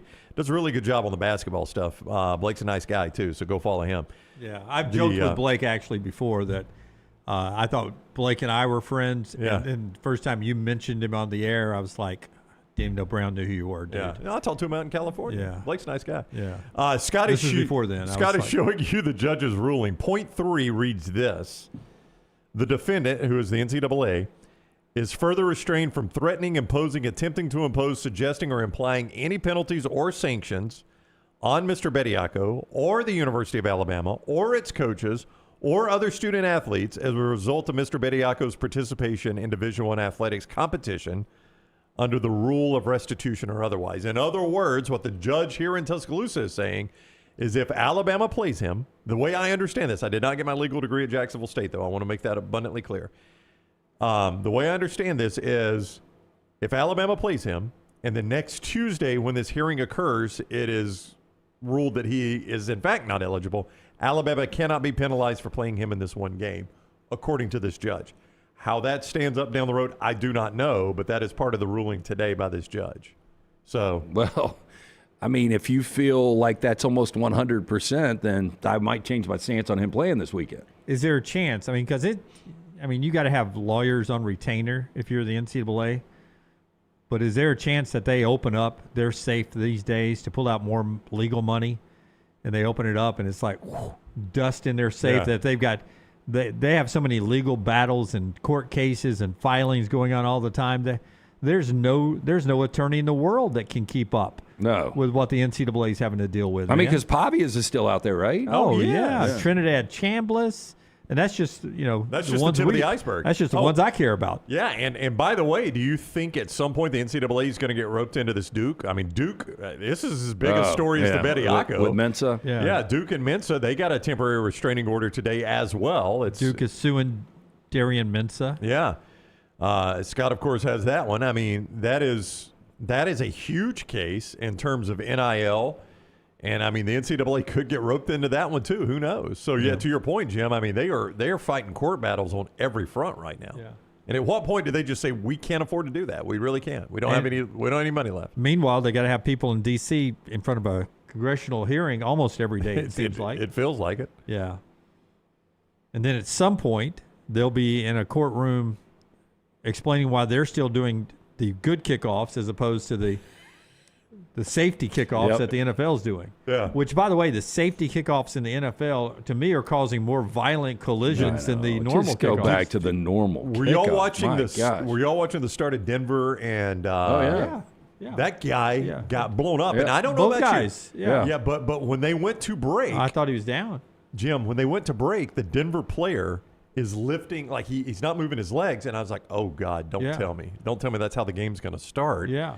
That's awful for this guy. Like, I immediately thought he can't move his legs because of the way his neck went back. and he was laying on the ground and he was lifting his chest up, but his legs weren't moving. Yeah. Of course, then they come back and they're ready for play. I'm like, well, I guess they just hold him on. I think the new rules, you still have these same violent collisions you had in the past. And boy, that game, start off with that play on the kickoff return and then to end it with the second or third to last play with the Nick's injury. There's a conspiracy theory now that Nick's actually got hurt celebrating in the locker room. There's people that are breaking down the video, and they're showing the play that Lance is talking about, and they're like, he's not limping after that play. He's not hurt. Now, what they're ignoring is the grimace on the sidelines and all of that. But I'm just telling you, this is the way this world works out. And what he told Josh Allen. That's right. If Josh Allen was truthful, I think Josh would say, Bo told me on the field. I going back and watching it, that's what I felt like he was telling him. Because he covers his mouth and he's whispering, and Allen even kind of looks concerned. If you go back and watch it, Allen's like, what? Yeah, but anyway, that conspiracy theory is out there for those that care. All right, 4 Downs today brought to you by our friends at Central State Bank. Tell us about Central State, Brownie. It is the bank that is big enough to meet every need you have, but also small enough to serve you because they are a community bank rooted in community, in fact, and rooted in relationships. Family owned, community focused, built on trust. They've been doing it for more than 100 years in Central Alabama with local decisions and personal service that feels like home. So if you're starting a business, if you're buying a car, if you're just planning for tomorrow, Central State Bank is with you every step of the way. Central State Bank, rooted in community, driven by relationships, member FDIC. First down. Okay, hold on, Tyler. Sorry, pulling this. I just got a weather alert. Is it about the snow and ice? It's about a flight coming up. Oh, no. I mean, I got a warning from.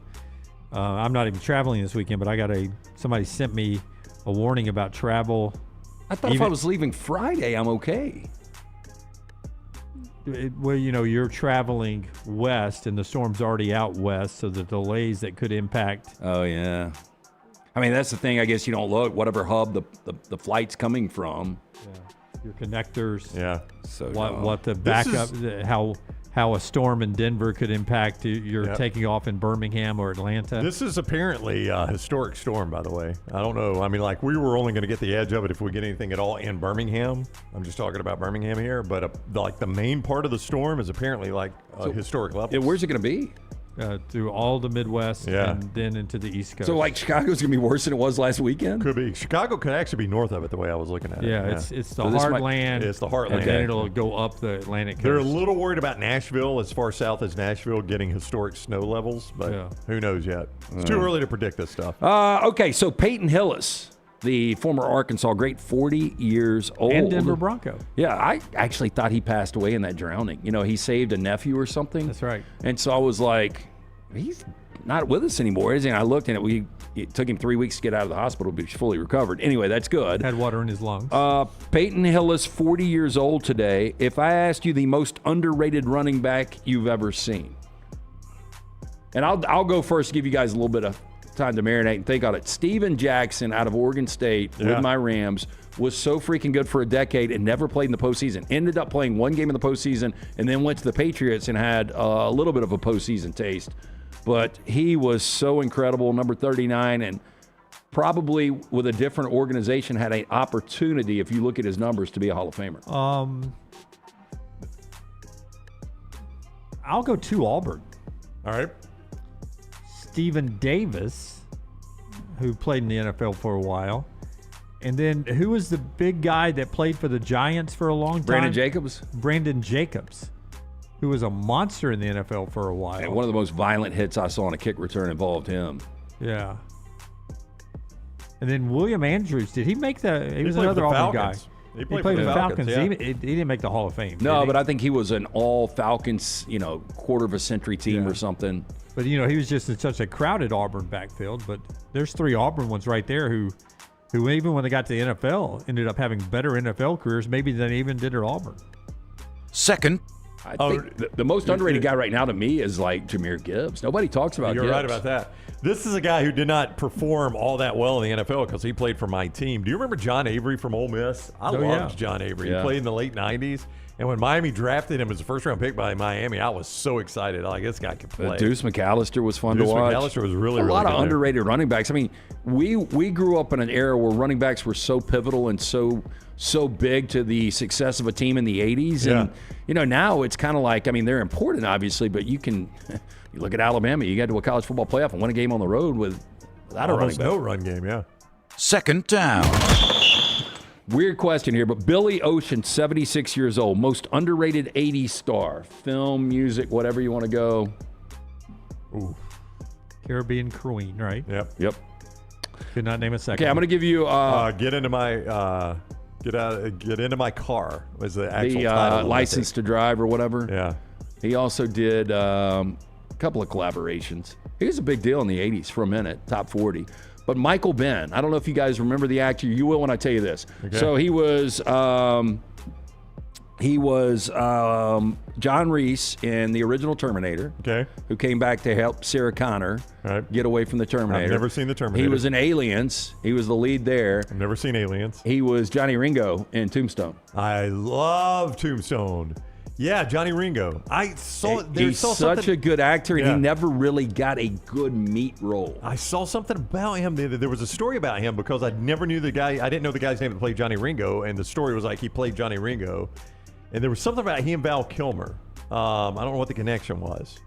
Oh, it's probably that scene, right? No, that scene, but there was a connection beyond that. That was a story I was reading. I wish I could remember the story. I'll tell you another one. Dunaway will remember this name, Jamie Gertz. She was in Less Than Zero in The Lost Boys. Yeah. And she 16 ended up, Candles. And she was one of the side. She wasn't a main in 16 Candles. Yeah. But she ended up marrying, one of the guys that I guess he's a part owner of the Atlanta Hawks.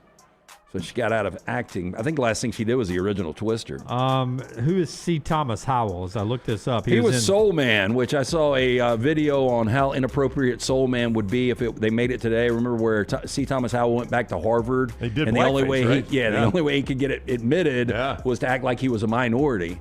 And just some of the scenes from that, holy hell.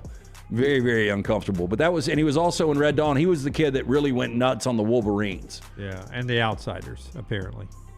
He was in that, too. Huh. Johnny Ringo. Yeah. Third down. Well, I had a tough time thinking of one of those.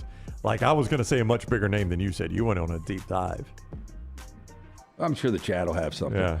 Hakeem Olajuwon, 63 years old today. If I asked you, just on the fly, if we were to do our Mount Rushmore of Houston sports, Olajuwon's there, right? Yeah. Jeff Bagwell? Bagwell's definitely there. I mean, after the Astros' success after Bagwell, does he still make it? I mean, Right, would Bagwell's a Hall of Bregman Famer. not be ahead of Bagwell? I think Bagwell would be in front. Bagwell's a Hall of Famer. Bregman won rings. Now, here's what gets interesting. Do you have two Ohlers? Do you have both Earl Campbell and Warren Moon? You got to have Earl Campbell. Warren Moon didn't win anything. What did Earl Campbell win? Nothing. Made it to 2 AFC championship Yeah. games. I don't know if you've noticed with the Houston Texans, getting to the AFC championship game is not easy. It's a bit of a stumbling block, isn't it? I mean, Will Anderson could end up on He could this. be there, but he is a game wrecker. Bregman is definitely in the mix. Billy Wagner would be in the mix. Mike Scott back in the day, if I'm Nolan just talking Ryan about Astros. would be in the mix. Yeah. I mean, Nolan has played for so many freaking teams. Yeah. I mean, the only one that I feel for sure that I would lock in is Olajuwon. Yep. Yeah. I think Bagwell would be there. I mean, Clyde Drexler's on that team. Yeah, but again, he split his time with the Trailblazers. Yep. Hey, did you know, my wife just texted me this, Michael Bean was born in Anniston? I had no idea. He attended the University of Alabama. Wow. Who's Michael Bean? Johnny Ringo. They need to put him on the game day set instead of who is they've used Terry Saban. Who else have they've they used a lot of bad people. Yeah, I mean, when are they going to start rotating in the former Nick Saban players? Well, they got to retire first. Michael Bean, born July 31, 1956 in Anniston, Alabama. Wow. I don't know how my wife knew that. She must have Googled him, or she's got some weird knowledge about him that I did not know. Damn, he's 70. Yeah, Johnny Ringo. Wow. Probably I just walked across a time when she was a kid that maybe she had a crush. She liked Johnny Ringo? Oh, yeah. I think a lot of ladies thought he was a good-looking dude. Did we hit fourth yet? Nope. Fourth down. Brown Jack Nicholas, 86 years old today. We've The never Bear. asked this question. The Golden Jack Bear. Nicholas or Jack Nicholson? Woo, that's a tough one. I'm going to really actually is. say Nicholas. Huh? You say Nicholas? Yep, the golfer. But Slightly. Jack Nicholson won 3 Academy Awards. I mean, he is one of the greatest actors who's ever lived. And he's done every genre you could imagine. No. I'm not saying. I think it's really, really close back to Brown's point. I really wouldn't have a problem going either direction here. I mean, Nicholas won more majors than anyone. Tiger would have surpassed him, but Tiger had a ton of injuries. So it's really... It's when you go to the second place finishes is where it gets crazy. Yeah, Nicholas finished second more, I think, than he won. I think he won can you do 18 this? majors and finished second in 19 or So something that's like clear cut. He's got the most majors. Can you do actors with the most Oscars? Because I'm pretty sure Daniel Day-Lewis has got 3. I think Jack's got 3. I think 3 is kind of the high bar. I mean, Tom Hanks, I think's only got 2, right? So Katharine Hepburn has 4. And then after that, there's a few with 3, including Daniel Day-Lewis, Frances McDormand, Meryl Streep, Jack Nicholson, Ingrid Bergman, and Walter Brennan. I mean, 3 is a lot of Academy Awards. One of the most amazing decades of individual golf is what Jack Nicklaus did in the 70s. So there are 4, for those that don't know, that don't follow golf, there are 4 majors a year: the Masters, U.S. Open, British Open, and PGA Championship. So 40 in a decade. In the 1970s, out of 40, how many do you think he finished outside the top 10? 40 majors in one decade. 4. None. 5. Okay, I thought I was going to impress you. Yeah. You went 4, you went 9. Yeah. I mean, think about that, though. 40 majors and only 5 he finished out the top 10. Yeah. I mean, that's in that's his career, insane. 73 major top 10s. It was pretty top heavy, though. Like, I mean, can you... No, it's just the opposite. What do you mean? His era was, he dominated an era that had Palmer, Player, and Trevino. 3 of the greatest of all but I was time. going to say, can you go more than, like, today, you've got... I don't know how many great golfers you have out there. The international game is much. You've got a much broader field. I would say it's a broader field now.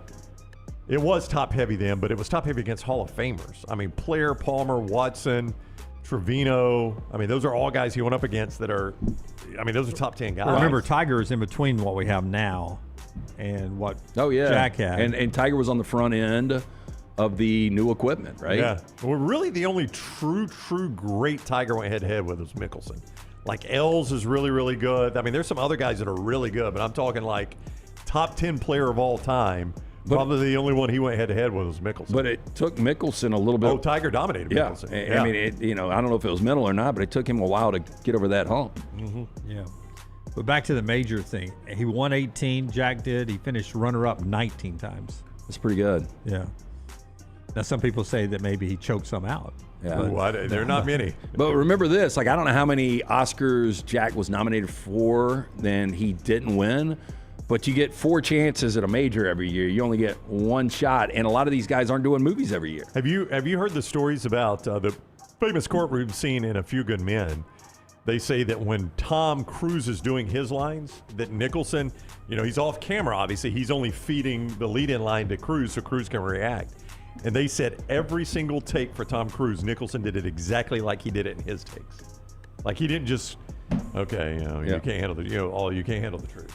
He did it exactly the same way he did it in his other takes. I've seen Tom Cruise interviewed about it. So he could react exactly. So that Cruise could react properly. Man, there was an incredible story on Rich Eisen last month. Kevin Pollak? Yes. Yeah, it was so good, wasn't it? Yeah, when he was talking, you want to know stress. Yeah. Like, I'm basically banging the director's daughter or something. Yeah, he's got some love scene with the director's daughter or something like that. No, but he was really having sex with her in real life. On the side, yeah, but the director still got to do the movie. He's got 12 Academy Award nominations, and that's the most out of any male actor. Yeah, that's pretty crazy. Yeah. And that is our 4 downs today, brought to you before, by the way, speaking of runner-up in major. I mean, think about Nick Saban. 1 in 15, runner-up in 16, 1 in 17, runner-up in 18, lost to the winner in 19, LSU, but take that out. 1 in 20 was the runner-up in 2021. And really, so in that stretch there, from 15 to 2021, every year he either won it or lost in the national championship game. Well, and you go back to 14, if they beat Ohio State, they beat Oregon. You go back to 23, they beat Michigan, they beat Washington. Yep. So, I mean, he was close on, like, wooden numbers. Yeah, in football. Yeah. But that's very Jack-like while I was bringing that up. Show being brought to you, and that 4 downs, brought to you by our friends at CPAP Plus. LT, tell us about CPAP. Yeah, look, we've told you before you need to get the proper 8 hours of sleep every single night. If you're not getting it, not good for the health. Our friends, the O'Neill brothers, Woody and Joe, they can help out with you right here. If you're looking for the best CPAP gear with personal service you can trust, visit CPAP Plus. 5 locations throughout the state, 3 convenient locations right here in Birmingham, Pelham, Highway 280, Trustful. Stop by today at CPAP Plus. You're going to find the best service and equipment all in stock, ready for you with hundreds of 5-star Google reviews. Trust CPAP Plus for all of your CPAP needs. CPAP Plus, where every night matters. For more information, go online, o'neillmed.com. That is ONEAL med.com. Follow LT on Twitter at @TheLanceTaylor.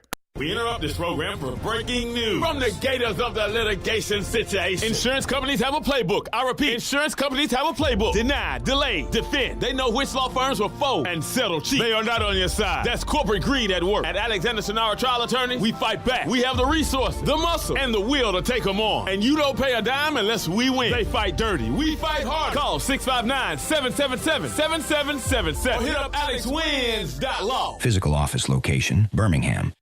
Sterling and the fine folks at Champy's Chicken on Highway 119 in Alabaster want to welcome you in for a great lunch or dinner starting at 11 a.m. every day. Chicken that's brined overnight and cooked to order, and the taste of the Delta with those Delta recipe tamales.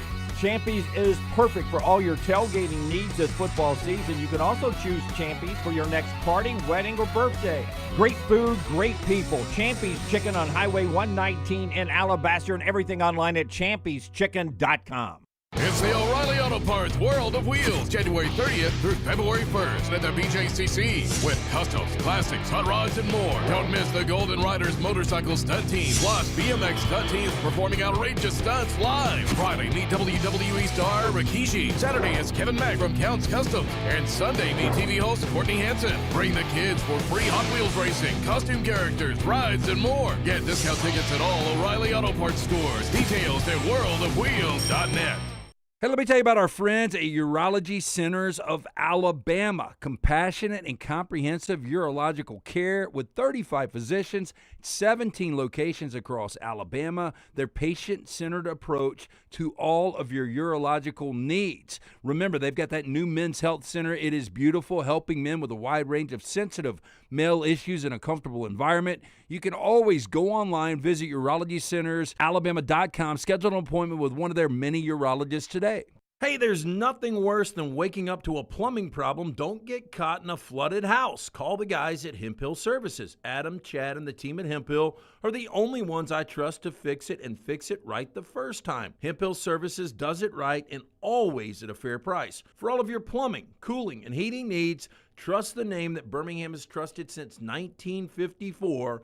That is Hemp Hill Services. Call now, 205-229-2090. That's 205-229-2090. Hey, Lance Taylor from the Next Round to tell you about one of our favorite places for breakfast, lunch, and dinner. That is Hamburger Heaven since 1982. Hamburger Heaven has been serving Birmingham's best hamburgers, cheeseburgers, French fries, hand-spun milkshakes, and sandwiches made fresh to order. All of their ingredients are fresh and prepared daily. This includes their beef, always fresh, never frozen, hand-pattied each and every day. For breakfast, lunch, or dinner, visit any of the 4 locations, Highway 280, Irondale, Gardendale, and Homewood.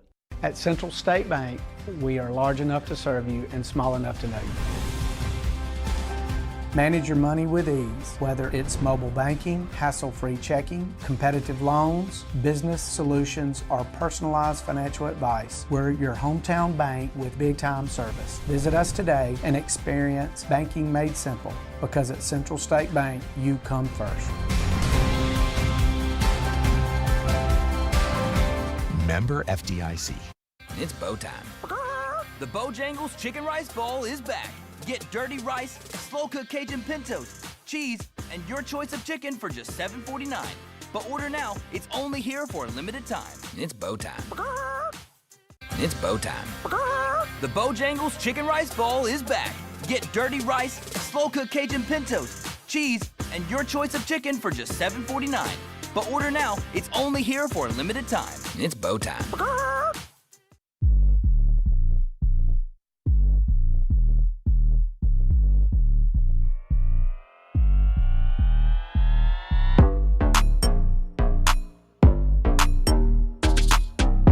Trash in a second.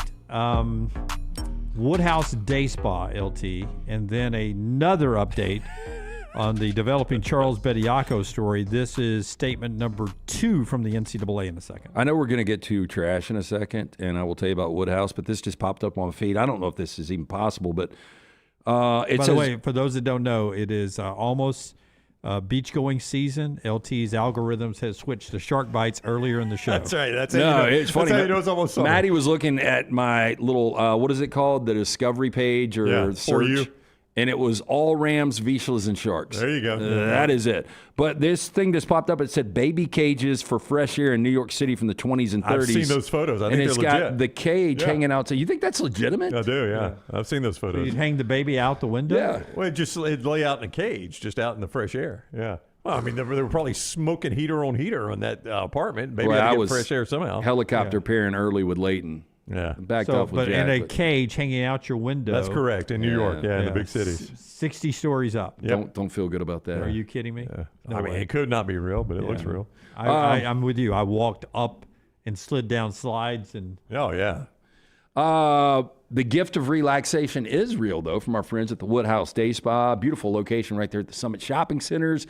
Get in, see Stuart and that incredible staff. Tell them the Next Round sent you when you're in there. But you can also order online 24/7. You can get those gift cards at birmingham.woodhousespas.com. Let that special person choose their options. There's 70 different options at the Woodhouse Day Spa. Voted America's best day spa since 2009. From the nail services, the waxing, the massages, they have got it all right there at the Woodhouse Day Spa. Again, for more information and to order online, birmingham.woodhousespas.com. Again, very quickly, Tuscaloosa judge has given a TRO that allows Charles Bediako to be immediately eligible to play for Alabama should he choose to do so. Alabama has said they support Bediako in this effort and in the effort for him to continue to get his college degree. The NCAA has now responded. These attempts to sidestep NCAA rules and recruit individuals who have finished their time in college or signed NBA contracts are taking away opportunities from high school students. A judge ordering the NCAA to let a former NBA player take the court Saturday against actual college student athletes is exactly why Congress must step in and empower college sports to enforce our eligibility rules. It's the end of the statement.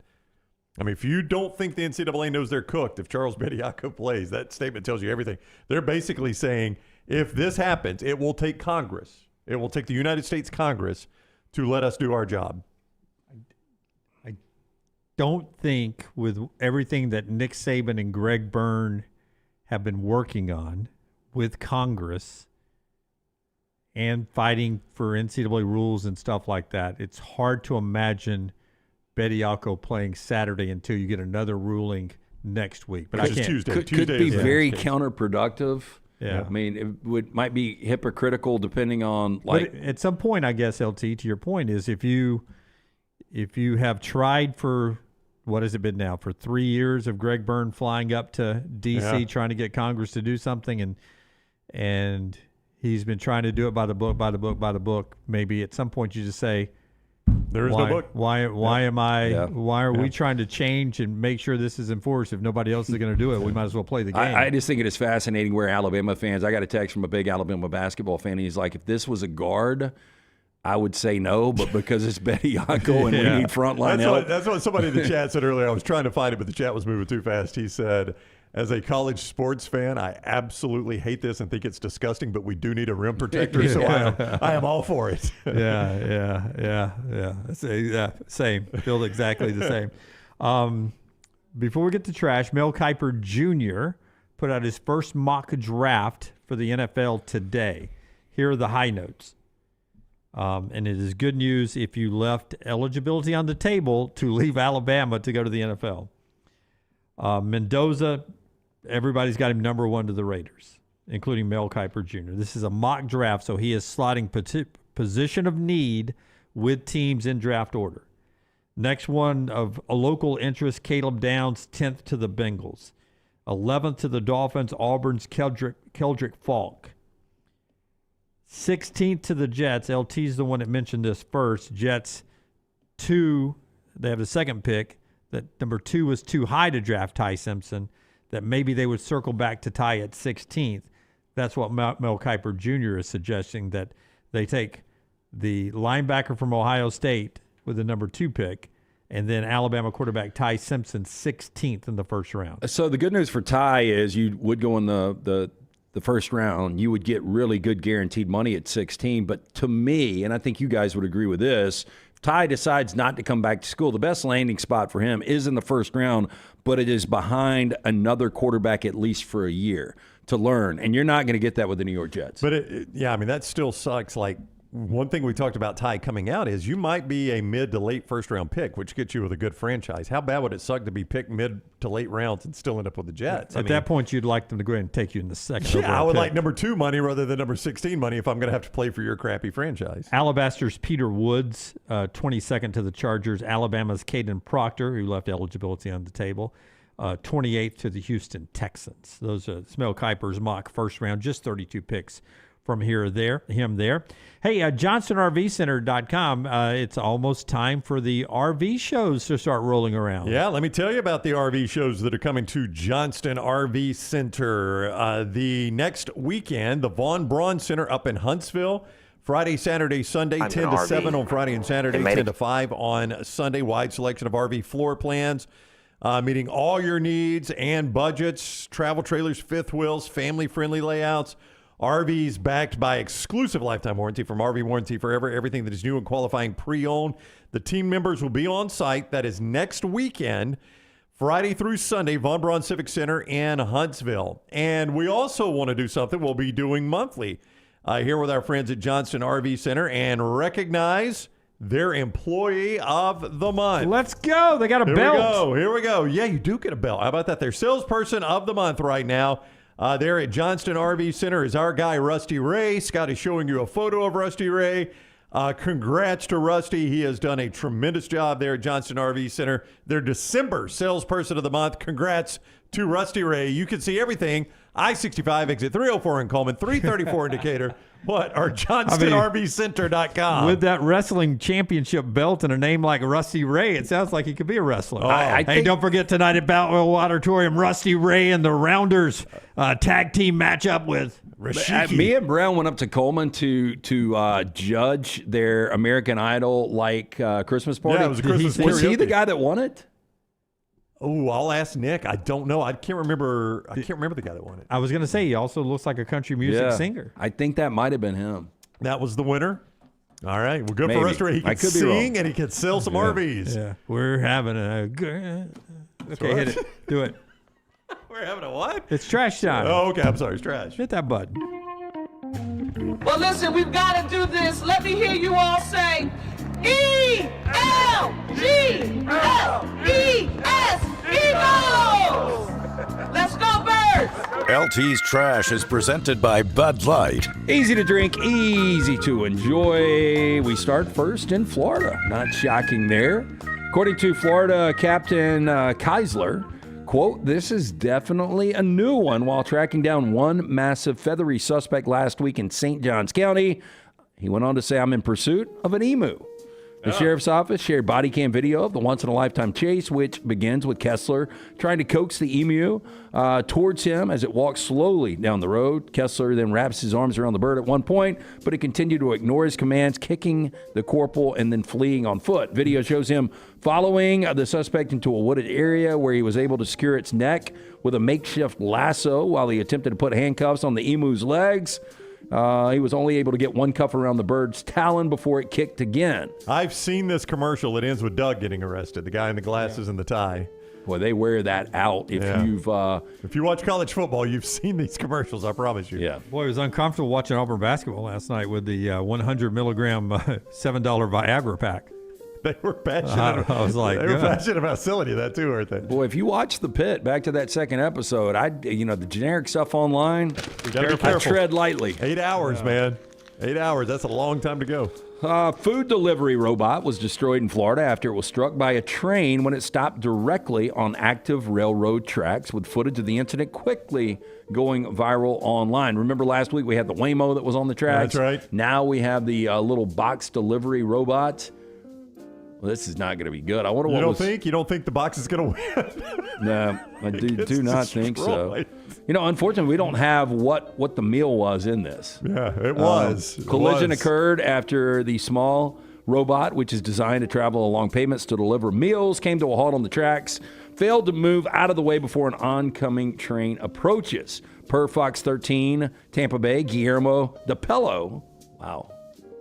Is that the reporter, Guillermo Yeah, DePello? Guillermo DePello. I got to see this Guillermo again. DePello. He's out in the field. Guillermo, what happened on the train track? Guillermo recorded the footage. Quote, I was walking my dogs around 8 p.m., and that's when I saw the food cart standing on the train tracks, and Uber Eats Delivery had called the company to let them know where it was standing. And within a matter of minutes, train approached. Everything else is captured on video. Dunaway, you know how local news works. It went something like this. Guillermo, one Florida family will not have their dinner tonight. That's right, Bob. Yeah. We have exclusive video here. Everything's exclusive. Hey, we're going 3 for 3 right here on Florida. A Florida man was arrested after attempting to remain inside of a Walmart store overnight. As part of a TikTok challenge, he was live streaming for views. Now, the incident occurred late January 13th at a Walmart location in Inglewood, Florida, after deputies dispatched to the store following reports suspected burglary that involved a TikTok live stream. Now, according to the Charlotte County Sheriff's Office, deputies responded just after 11 p.m. to the local Walmart store after a caller reported a man still inside the building after closing. When deputies entered the store, they located the suspect, later identified as Isaac Hurley, in the dog bed section while actively live streaming on TikTok. Now, investigators determined that Hurley entered the store at approximately 10:15 p.m., planned to stay inside overnight in an effort to complete a TikTok challenge. Deputies said Hurley told them he was attempting to earn money based on the number of views his live stream received. Now, during the investigation, deputies also found that Hurley had removed an iPhone charger from its packaging while inside of the store. He was taken into custody at the scene and has been charged with burglary of an occupied structure and petty theft for the phone charger. You know what it is? What? It is a young Aaron Hernandez mixed with 11, the little chick, I don't know Millie what Bobby Brown or whatever her I name don't know is. what 11 looks like. I didn't In want to her do early that to days. the poor kid because Yeah, he only, I know. he was only stuck in a Walmart, but he's got some Aaron Hernandez. This is another rip, too, from Roofman, right? I mean, it was Toys R Us, but people get some idiotic ideas from this. Cops came out and said, why aren't any of these challenges aimed at making the world better? Yeah. Imagine mobilizing an entire generation to do positive things, the impact that could have. Instead, we are busy arresting people for making poor decisions just to get views and likes. The police are correct on this. We should launch our own social media platform, and it's only like people. That was as bad a throw as you've ever had. Right? Now tell me more, Rick Carly. Just good news? Yeah, Is just that all good you're news. gonna That's do? all we're going to do. Okay. You got forced You got to laugh for Scotty. Yeah, only good news is all we're going to do, Joe. And we're gonna 33-40 crowd in the back. Yeah, really they like that one, appreciated did they? that one. Did they? Hey, they don't just hand you 26 Emmys, Tyler. Hey, this next one, a little disturbing. I like me some William Shatner, 94 years old. But it's one thing the 94-year-old is driving. It's another thing he's driving in Los Angeles traffic. But the third, he's eating a bowl of Raisin Bran while he's driving. That's William Shatner? Yeah. I'm surprised he drives himself. How much you think he's worth? Probably 50 mil.